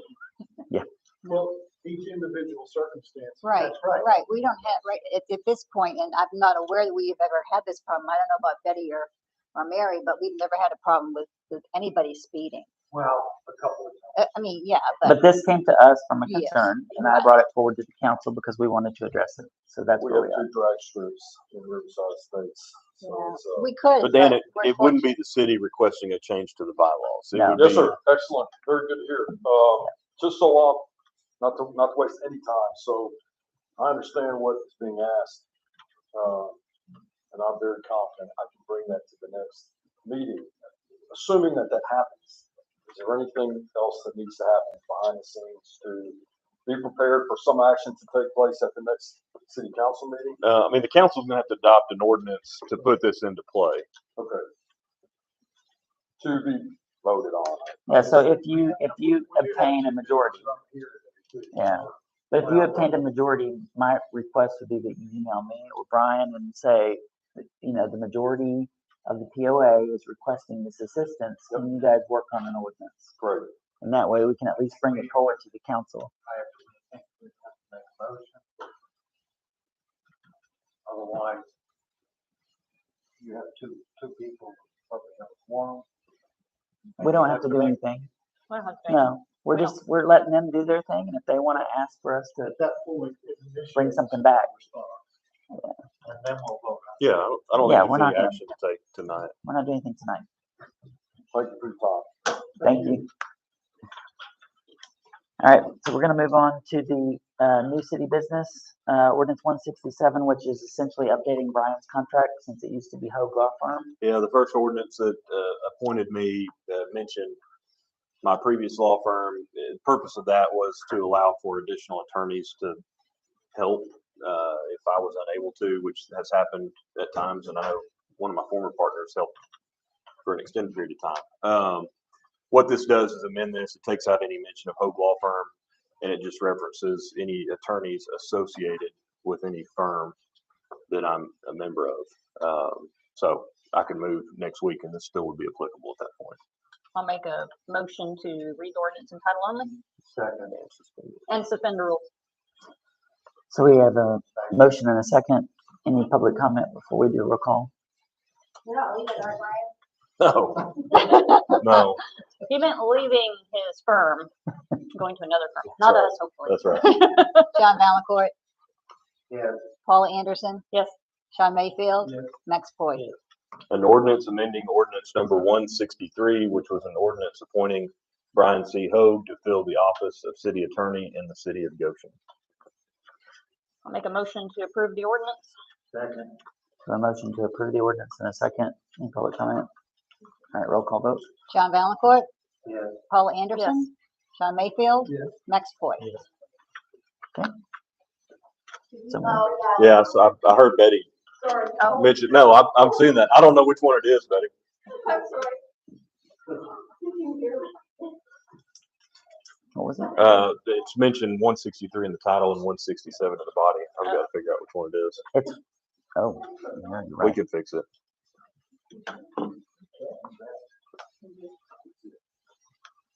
Well, we'll fix it Maybe it's before it gets adopted or before we sign it. Right.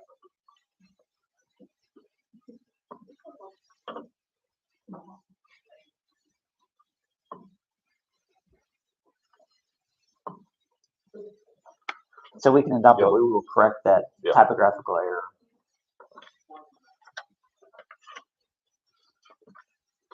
So, motion to adopt. Oh, motion to adopt. I'll make a motion. Second. So Yeah. motion and a second. John Valencourt, Yes. Paula Anderson, Yes. Sean Mayfield, Yes. Max McCoy. Yes. Is there some emergency clause? No, that was All right, so adopted. And you fix the, okay, 167. 167. Okay. All right, ordinance 52 discussion, Lacey. Let me pull up the ordinance. Okay, so ordinance 52 is about unsightly and sanitary properties. Something that we've actually kind of been trying to clean up Goshen with. This ordinance, as it states, does not specifically address yard waste and refuse, as far as like how tall you guys want the yard to be, if there's tree limbs in the yard, those kinds of things. So, based on the words used in the contents of the ordinance, unsightly is defined as something that offends prevailing aesthetics.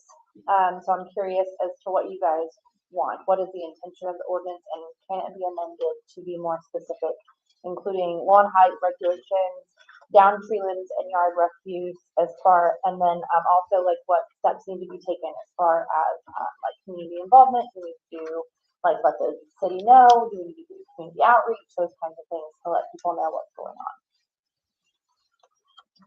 So I will just chime in on this, that, we get the complaints at City Hall of the yards or the yards that are, problematic. And then, I feel bad because then we have to like try to address those, but there's not a lot of guidance on us to say how specific do we want to be, and at what point do we trigger the thing even violation notice. And I think that that's what Lacey's looking for, because her and I've had this talk, and it's hard for me to say, yeah, that one looks bad, this one looks bad, but not as bad, or when is it the right time to notice someone? I'll just say that I do have a problem with overregulation.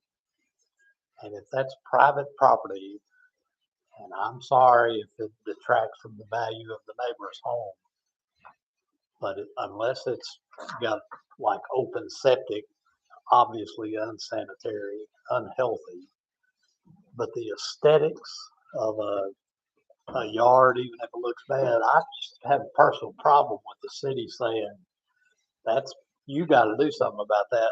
That's your yard. I understand.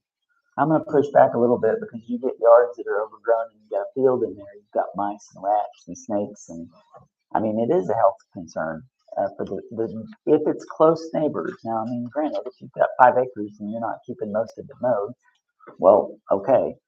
But if you're in a neighborhood where you've got neighbors that are really close to you, like such as the neighborhood here on Jay, Fire Tower, Kyle Circle, it can be problematic and unhealthy for the neighbors that have rats and snakes. More specifically, ordinance 52 talks about like abandoned vehicles that don't work. It doesn't necessarily talk about the mattress that you brought on the side of your house that's got springs popping out of it that nobody's taking to the dump, which I've seen actually. So again, what's refuse, what's trash, and to what extent? You're just not going to define everything. You just can't do it. What's Mary's art might be my trash, or vice versa. You can't make a list of things. These are unsightly. These are not. You just can't do that. It's and unsanitary mice, You know, I'm sorry. They're part of God's creation, man. You know, so set mouse traps up, put tiny little wire around the edge of your property. I don't know. I But the just thing have is a that it's problem with the already city protected. trying to regulate everything. And sometimes it seems like that's what we do.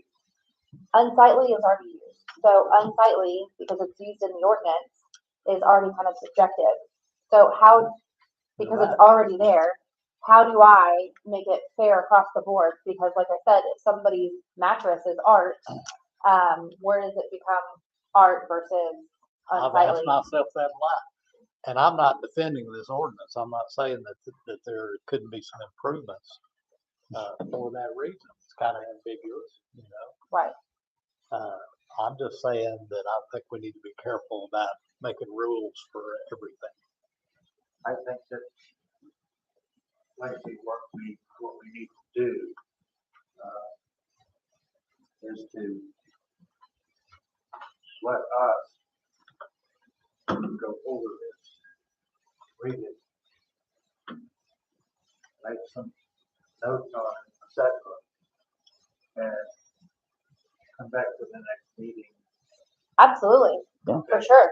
Because we're not gonna get any place tonight on this. No, and that's absolutely fine. This is more for discussion for that reason. You know, we're looking to make sure that things are clear, precise, transparent for the citizens of Goshen, and we don't want anything to be confusing at all. So yeah, take your time. Email me if you have things that, you know, that way maybe I could get a feel for what we need to bring to the next meeting. You know, I wish we'd taken pictures of the house that Mike and Cheryl tore down before they built their new one. That struck me as unsightly, unsanitary, unsafe. You know. Yeah, but it's How a do you condemned define it building. on- How do you define it on paper? Nobody can Right. see it. I do know that in Elkins, if you don't have your yard mowed, they'll send you a notice that says, hey, mow your yard or we'll mow it for you. And if we mow it for you, you get the bill. So there are things like that too. Let me know. I appreciate it. Mary's got a question. Yeah.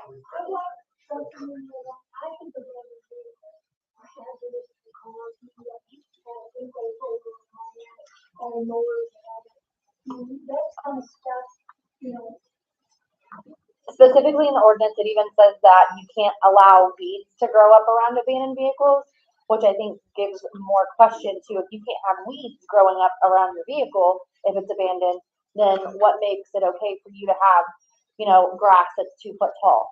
What makes it okay for you to have?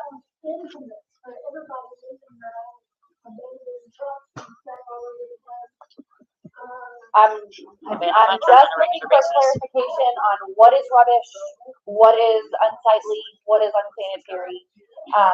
Because my definition of that looks bad, like Matt said, isn't going to be your definition of that looks bad. And I think we need to be a little bit more transparent in the ordinance. So if you guys could just email Lacey with your recommendations, and then we'll bring that back with some comments, and maybe we can move forward on it.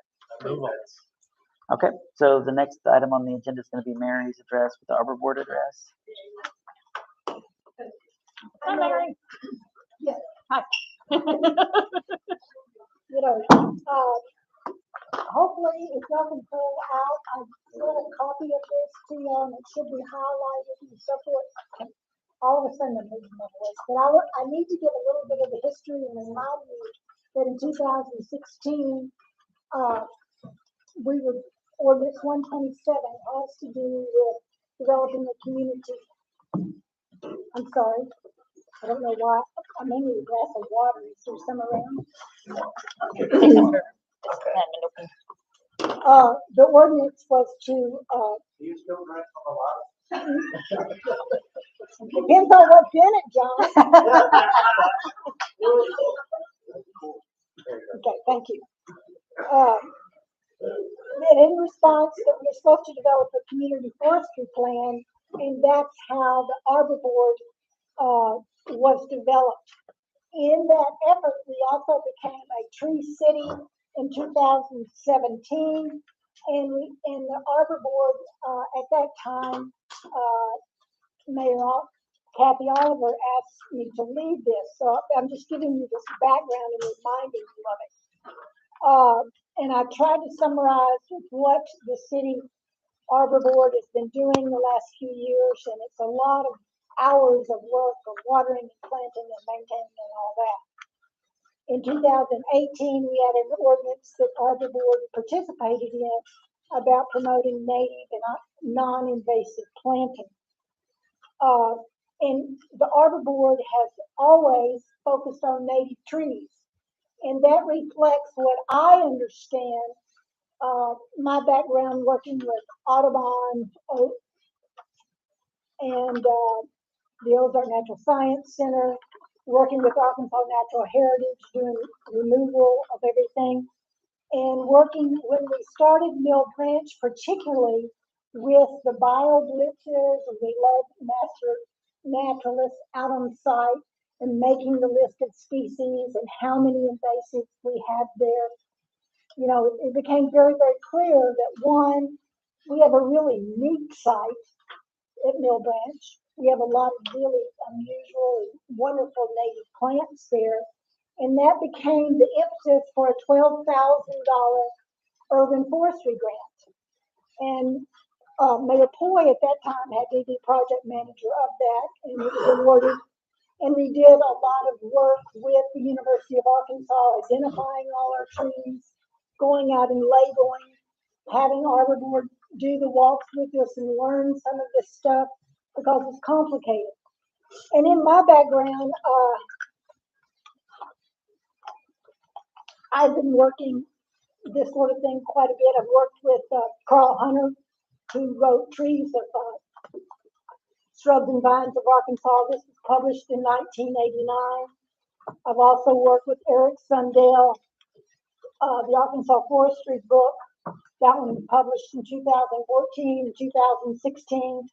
And we currently are working with Jennifer Ogle and Theo Witzel, who did Trees, Shrubs, and Woody Vines of Arkansas.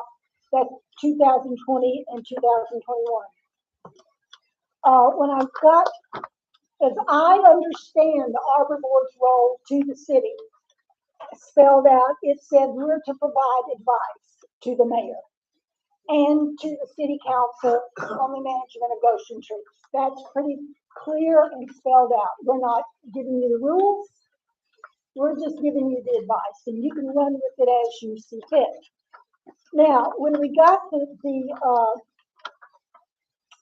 saw the list of what was going to be planted on the south entrance, and we submitted that to Jennifer Ogle, the University of Arkansas herbarium leader. She's also the person who, free of charge, worked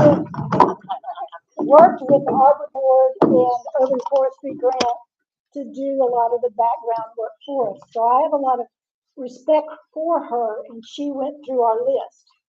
Now, the 7 of the 15 species that Designscape proposed to plant, and they would be coming, I assume, when I talked to Mr. Height from Designscape, he did some stuff from Charlem Nursery, which does not guarantee their trees. We found that out with the Christmas cedar. Some nurseries do guarantee their trees. White River Nursery does. Of those 15, we have some problems with 7 of 15. And we proposed some possible replacements on the second sheet that could be used. And I want to show you, let's just take one tree, for example.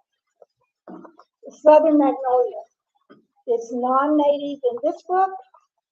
It's non-native with the forestry department. It's non-native in the 1989 species. Just because something is planted in Arkansas, thrives in Arkansas, does not make it native.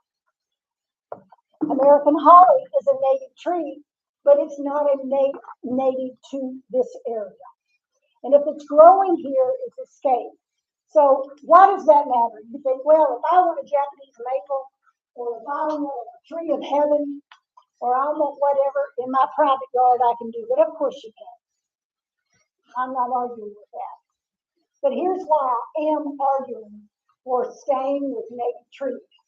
You plant something non-native, you go and buy it at Lowe's or wherever, and most of them are from Japan or China, or you plant something that's from out of our county, it's more likely to die, or it could invade. Now, when you go out and hike, say, the fox trail, and you go to the story tree and look up in here, I can hike you up on that ledge and show you all the trees that have escaped from yards that are already planting up there. The red leaf, red berry thing that people plant. Things are escaping into the wild and destroying habitat. Any non-native tree, you can think of it as it provides nothing to our native insects, our native wildlife, except if they eat it, they're going to spread it. Because there is a relationship between our native plants and our native insects. And you may not care about bugs, but they pollinate everything. Also, the caterpillars of those bugs are all of the birds, including hummingbirds, any kind feeds caterpillars to the babies. So if you're going to maintain birds, you've got to have caterpillars.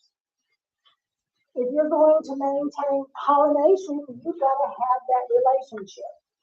Now, again, you say, well, we don't really care about that, but when we identified Mill Branch as a future park, and we wrote grants and got money and wrote it up, we said, you know, this is a great place for universities to come and work.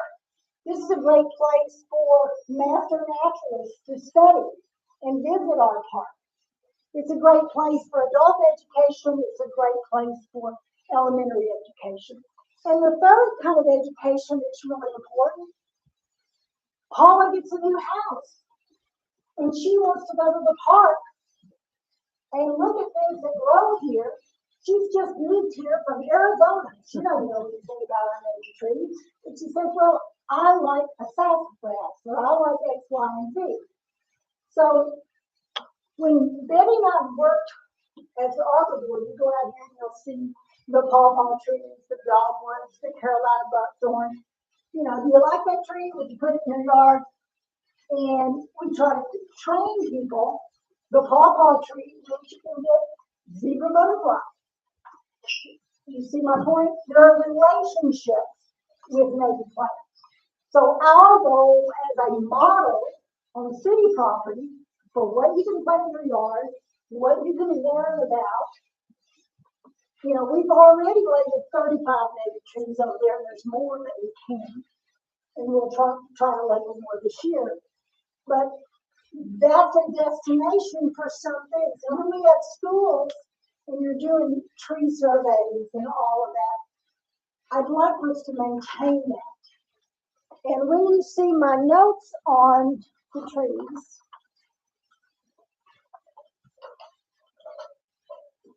if you look on the yellow part, not all of them is because it's not because they're not native. It's because they're not necessarily a good fit for that. If you go to my house in Waterford, my next door neighbor has both of their maple trees that are about, 60 feet tall? Both of them are broken half. Because maples grow in a grove. They don't grow out as a tree alone. And when the wind comes through, they break. So that's what some of my comments are. And a lot of times they will sell you a service berry. Well, look at the one with service berry. It's number 12. 12. Well, the one they sell is not recommended. It's not native. So sourcing native plants gets complicated. You don't know whether you're getting a cultivar or whether you're getting one that might be made several states over. You see? And that's why the Arbor Board is trying to give this advice. And we put hours into this. Talking with Jennifer Ogle, I talked to other landscape architects on what this means and why. And there is a letter that we got from the design standard work from landscape architects. And Goshen was really doing a good job in this, and I think we should continue. Questions? So I have a question. You have listed the members of the Arbor Board, Karen Boyd, Andrew Eden, John Owen, Mary Loftus, Barbara Lupton, Steve Schneider, Mary Smith, Kim Watson.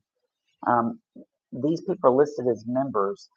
Can you tell me how often you have met this year and how those decisions from the Arbor Board are made? Are they all voted on by a certain number of people that are on the board? So the presentation that you're giving, is this coming from all of these people that are listed here as members? It's coming from the people who trained and walked. So can you tell me who on here has actually? Barbara Lupton, John Irwin. So they all participated in coming up with this Yeah, plan.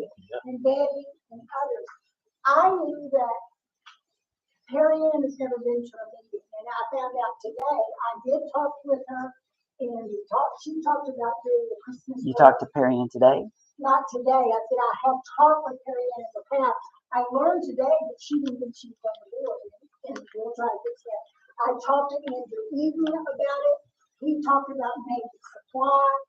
You know, this is not something, we didn't vote that Southern Magnolia is not native. That's not a vote item. This is just research and advice. This is not a new list. Correct? Where is this list at? Yeah, this list is, yeah. Native. I mean, the information that's in the ordinance 157. Well, I'm going to speak to those things in the next section, but Ordinance 157 and Ordinance 127 are not the same. Ordinance 127 identified starting an arbor board. And, an arbor board, it was created and, it's very clearly listed out. Yeah, Nowhere, I think my name's on that. yes, nowhere in 127 does it mention anything specifically about that the arbor board shall only plant native species.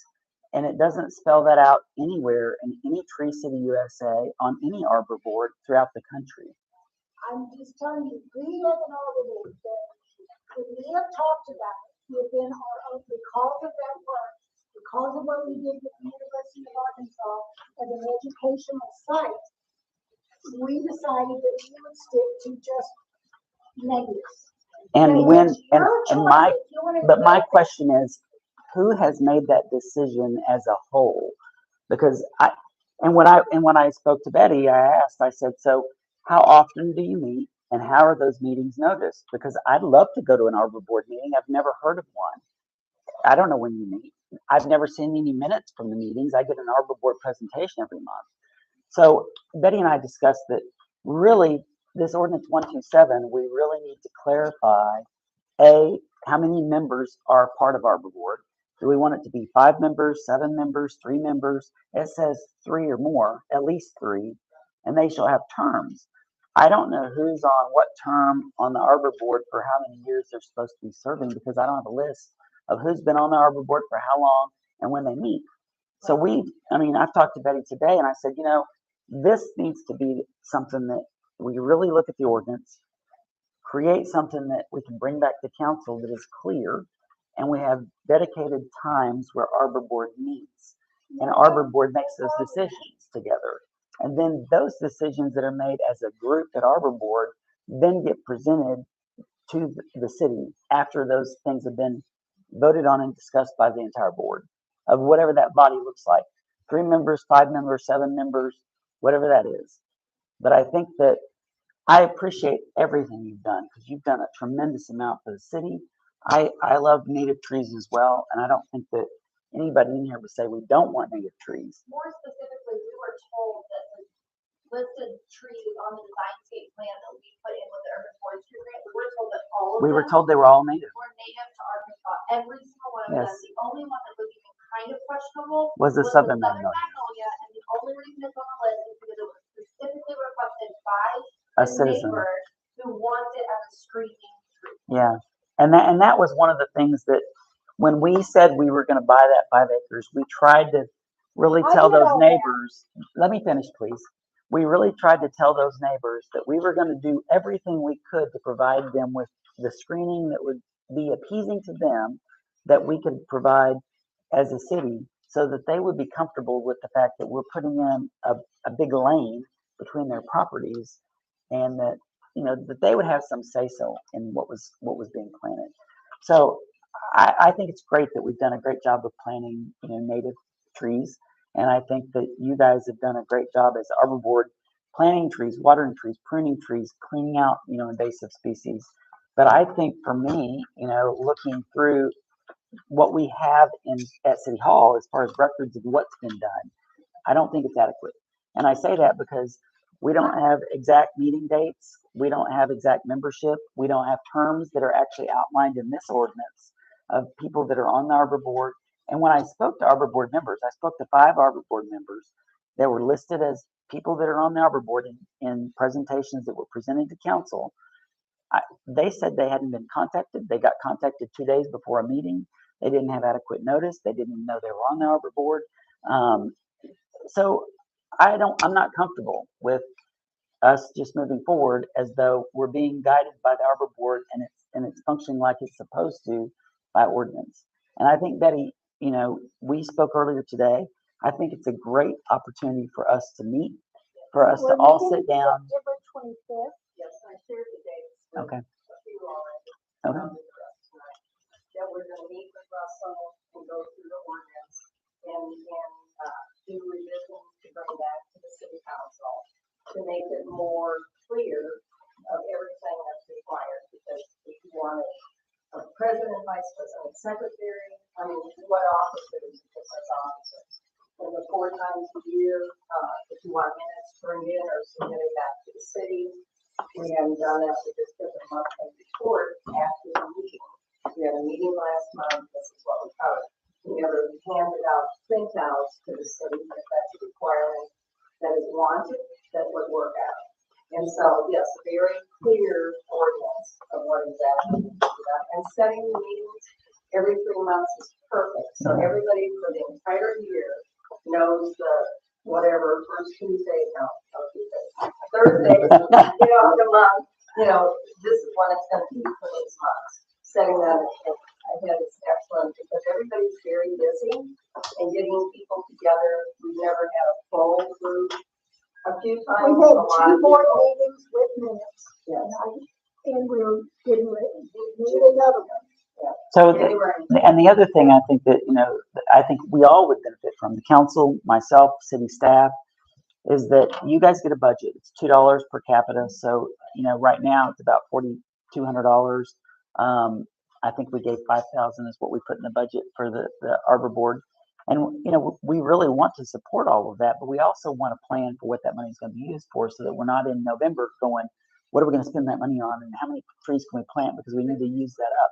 So that way they can come up with a plan. You guys can decide, how do you want that to look, and how can we assist you as the city and as the council to make sure that plan gets done. So, and that way, you know, and we've got a plan for keeping track of where trees are planted and if they survive, and making sure that we are planting the appropriate trees in the appropriate places. And I'm just going to give 2 examples. We planted a red cedar for our Christmas tree. It's an invasive species in Northwest Arkansas.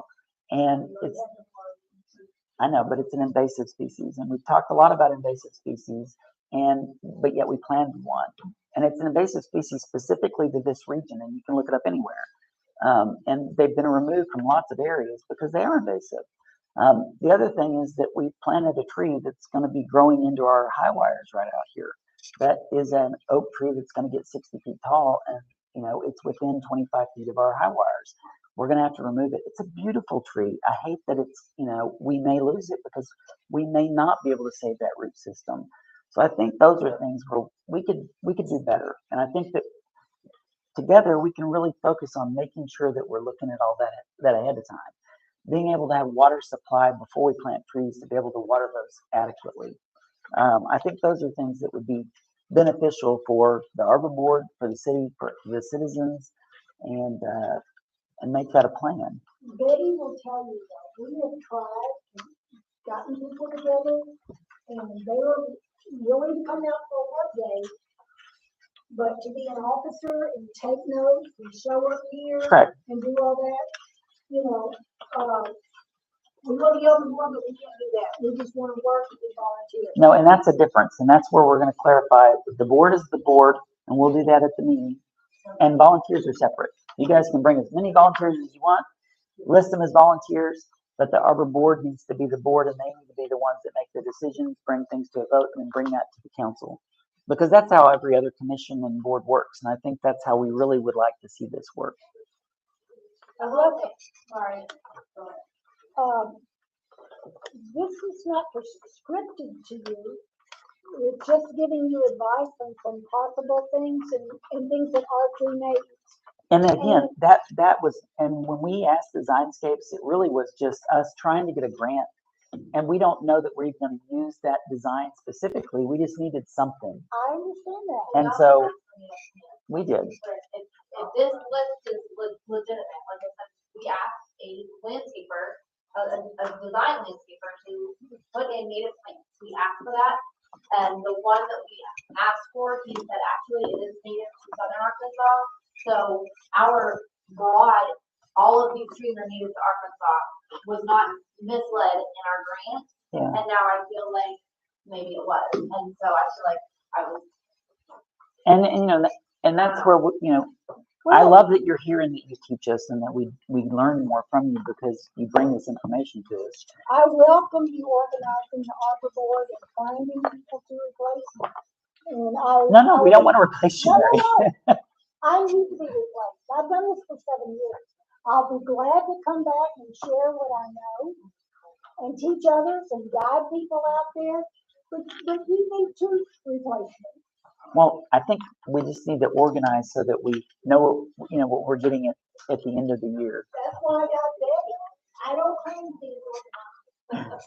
So what we discussed, you know, at the beginning of the year, that we share what we plan on doing. And this year we had said, we are not going to plant any more in the park and the water source. That the volunteers did not want to haul their planters in their vehicle, fill up funds to do that.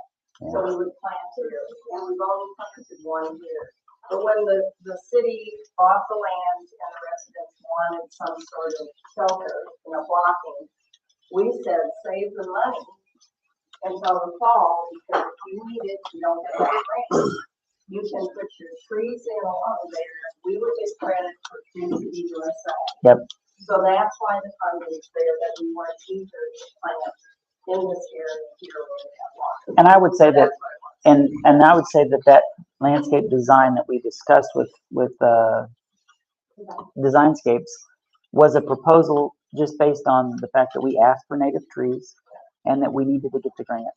Now, going forward this year, we'll meet and talk about it, but I do think that there's a huge opportunity for us to plant some good native trees over there for the Arbor Board to be involved in once we get the water supply, which should be, I mean, we're planning on digging those ditches across there to put the water line in this week and next week, and then get our meter in within the next 3 weeks.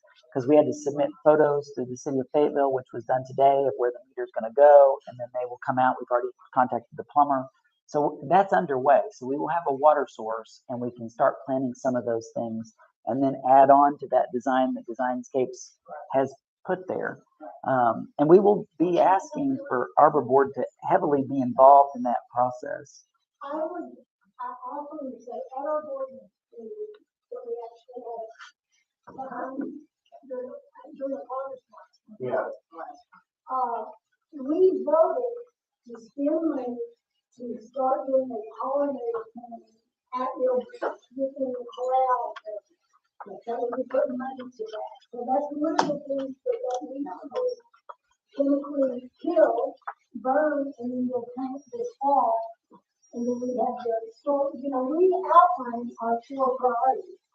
It's just that all those things that are done in the fall. Yeah, I agree. Yes, Ken? I think this is a great conversation. I'm enthused by it and its content. I'd like to again bring to the council's attention Ordinance 157. It does address commercial development and a designated open space in subdivisions, it is a good guide for the interim, for the council, for the Arbor Board, for the Parks and Recreation Commission to use. There may be opportunities or requirements as you do your projects in Mill Branch Park where you will have to do some replanting. I don't know what your schedule is, but again, that ordinance was developed in a way looking at best practices in Northwest Arkansas, working with the very sources that Mary listed a while ago, Trees, Vines, and Shrubs of Arkansas by Carl Hunter and Jennifer Ogle and others. And, you know, it has a list of references at the back of that ordinance. So I just want to make sure you're aware of that document, that if in doubt, look at your own ordinance that you passed for these other purposes, okay? But thank you very much. I think it's been a great conversation. Thank you. So, and again, I think that led right into, you know, my topic of 127 and 157, and I don't know if we need to talk any more about it. You know, I think Betty and I have a great plan of how to reorganize 127, bring that ordinance back to the council at next meeting. Ordinance 157, like Ken says, is a good template for us to look at for native, you know, trees, native species for us to consider at the city. Any other discussion? Yeah, I'm not sure that we shouldn't, if this is the best way to do it, shouldn't amend 157 to specifically include city-owned property. Because that was a part of the I argument. think that needs to be brought to the Arbor Board, and we need to have a discussion about that at the Arbor We Board. may need to do a lot of things. That's why I'm saying it now. You know, I think that's probably a good idea because I think you're right. I think I heard somewhere in the discussion at the Parks meeting. I mean, it didn't necessarily apply to the city land. Right. And I think it needs. What we expect the public to do, residential, commercial, and the city has to be the leader and be. Yes, can't kept tell to the people same do one stance. thing and then the city do something else. But the way it's written currently, it does not address that. That is correct. So I think that's something that we need to fix. Well, we need to address it at the Parks Commission and the Arbor Board, and they need to bring a recommendation back. Yeah. So we'll hopefully have that for next meeting. So. Any other public comment? I have a councilman comment. Yeah. So we have our CDs that will mature on the 4th of October. I just wanted to make sure that there was no concern among council members to go ahead and renew those. And again, any questions with that? Hopefully they won't drop the rates too much. And then the other question is, you know, we've had that, the restoration payment from Royal for the damage to the park that's been sitting out there with the $2,000 that we're supposed to be receiving. Yeah, that was, we had agreed that once we bought the property, then we would be able to utilize that funds for the parks. So I think that we are planning on using that. Yeah, it's just shown as, you know, there's just blank spots there, so. It is. Yeah. And we've held that there because we wanted to wait until after the property was actually purchased. So we're settled now, so, yeah. Yeah. Because right now we don't have a specific target for that, for the parks. It's sitting in the parks budget, right? Well, yeah. The actual $2,000. I mean, like on the budget spreadsheet, it's just a blank spot, and both it's coming in and going out, but blank spot. So yeah, just comments on that. That's all I have. Any other public comment? Well, there was one more item on the agenda, the Parks Master Plan. No, we covered that. Yeah, Well, covered we it, left so. out the adherence. Oh, yeah, the other ordinance. Yeah, do we need to Oh. do the adherence though? Or do we just Well, table that as well? it's only applicable if we have an official Right. master plan adopted. It's kind of the way I've got it drafted. Yeah. So I'd probably do it the same. We'll bring that back when we adopt this one.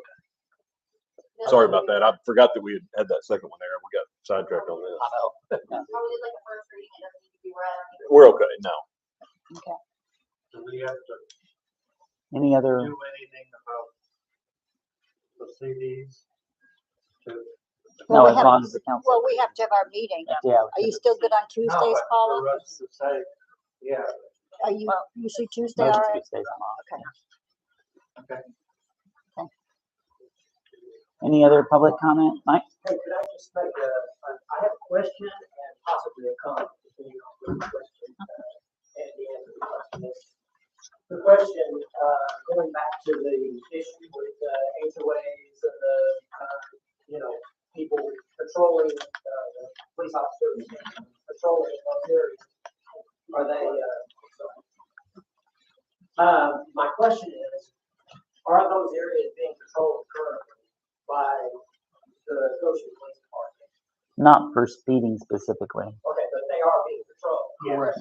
Yeah. So, going back to Brian's point about whether or not to be prosecuted for speeding, issuing speeding tickets, would it not be just as valuable to, go ahead and issue those citations in those areas as a deterrent? If somebody knows they're gonna get a ticket, they're gonna have to go to court, there's gonna be a hassle to them, whether it gets dismissed or not, doesn't that serve as a pretty The question was, strong deterrent? and Brian, you can clarify if I'm wrong. I think the question that came up was it's private property. And in private property, typically, you don't enforce speed limits because those weren't set by the city. Those were set by the private property owners. And so unless there was a request that came from those POAs, or private property owners, to patrol on their private streets, we really don't have the authority to go in and just give tickets because the city didn't set the speed limits in there. Oh, okay, I guess I misunderstood what Brian was saying, that the judge in Elkins had said that. He would uphold it if it was requested by the HOA. Yeah. Unless an attorney came down, dismissed the case or whatever.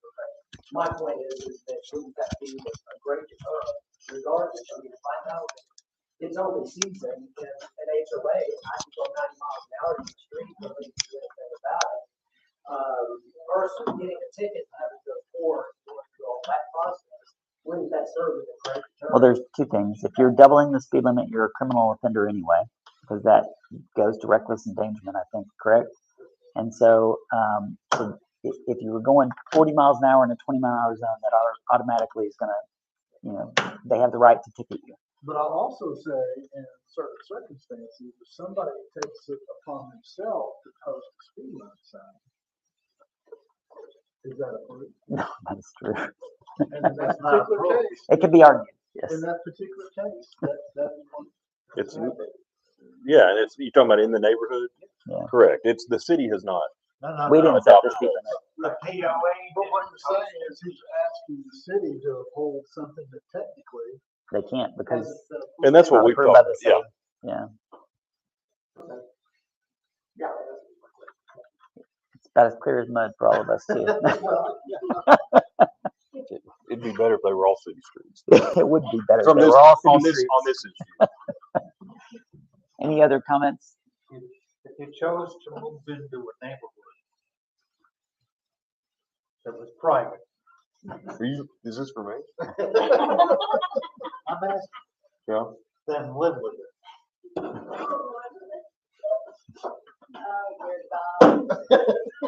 All right, anything else before we adjourn? Make a motion. I have one other thing. I just want to clarify that you're gonna put ordinance 157 before the Arbor Board And the Parks Commission, correct? this coming month. Yes. I mean, that, we've already discussed that. That was one of those I things. just want to clarify. Yeah, the 20, yeah. You chose a mile and a half on a dirt road. I'll second your motion. All right. Oh, I do. Make a motion to No, adjourn. but We have a motion and a second. All those in favor? All right, we are adjourned.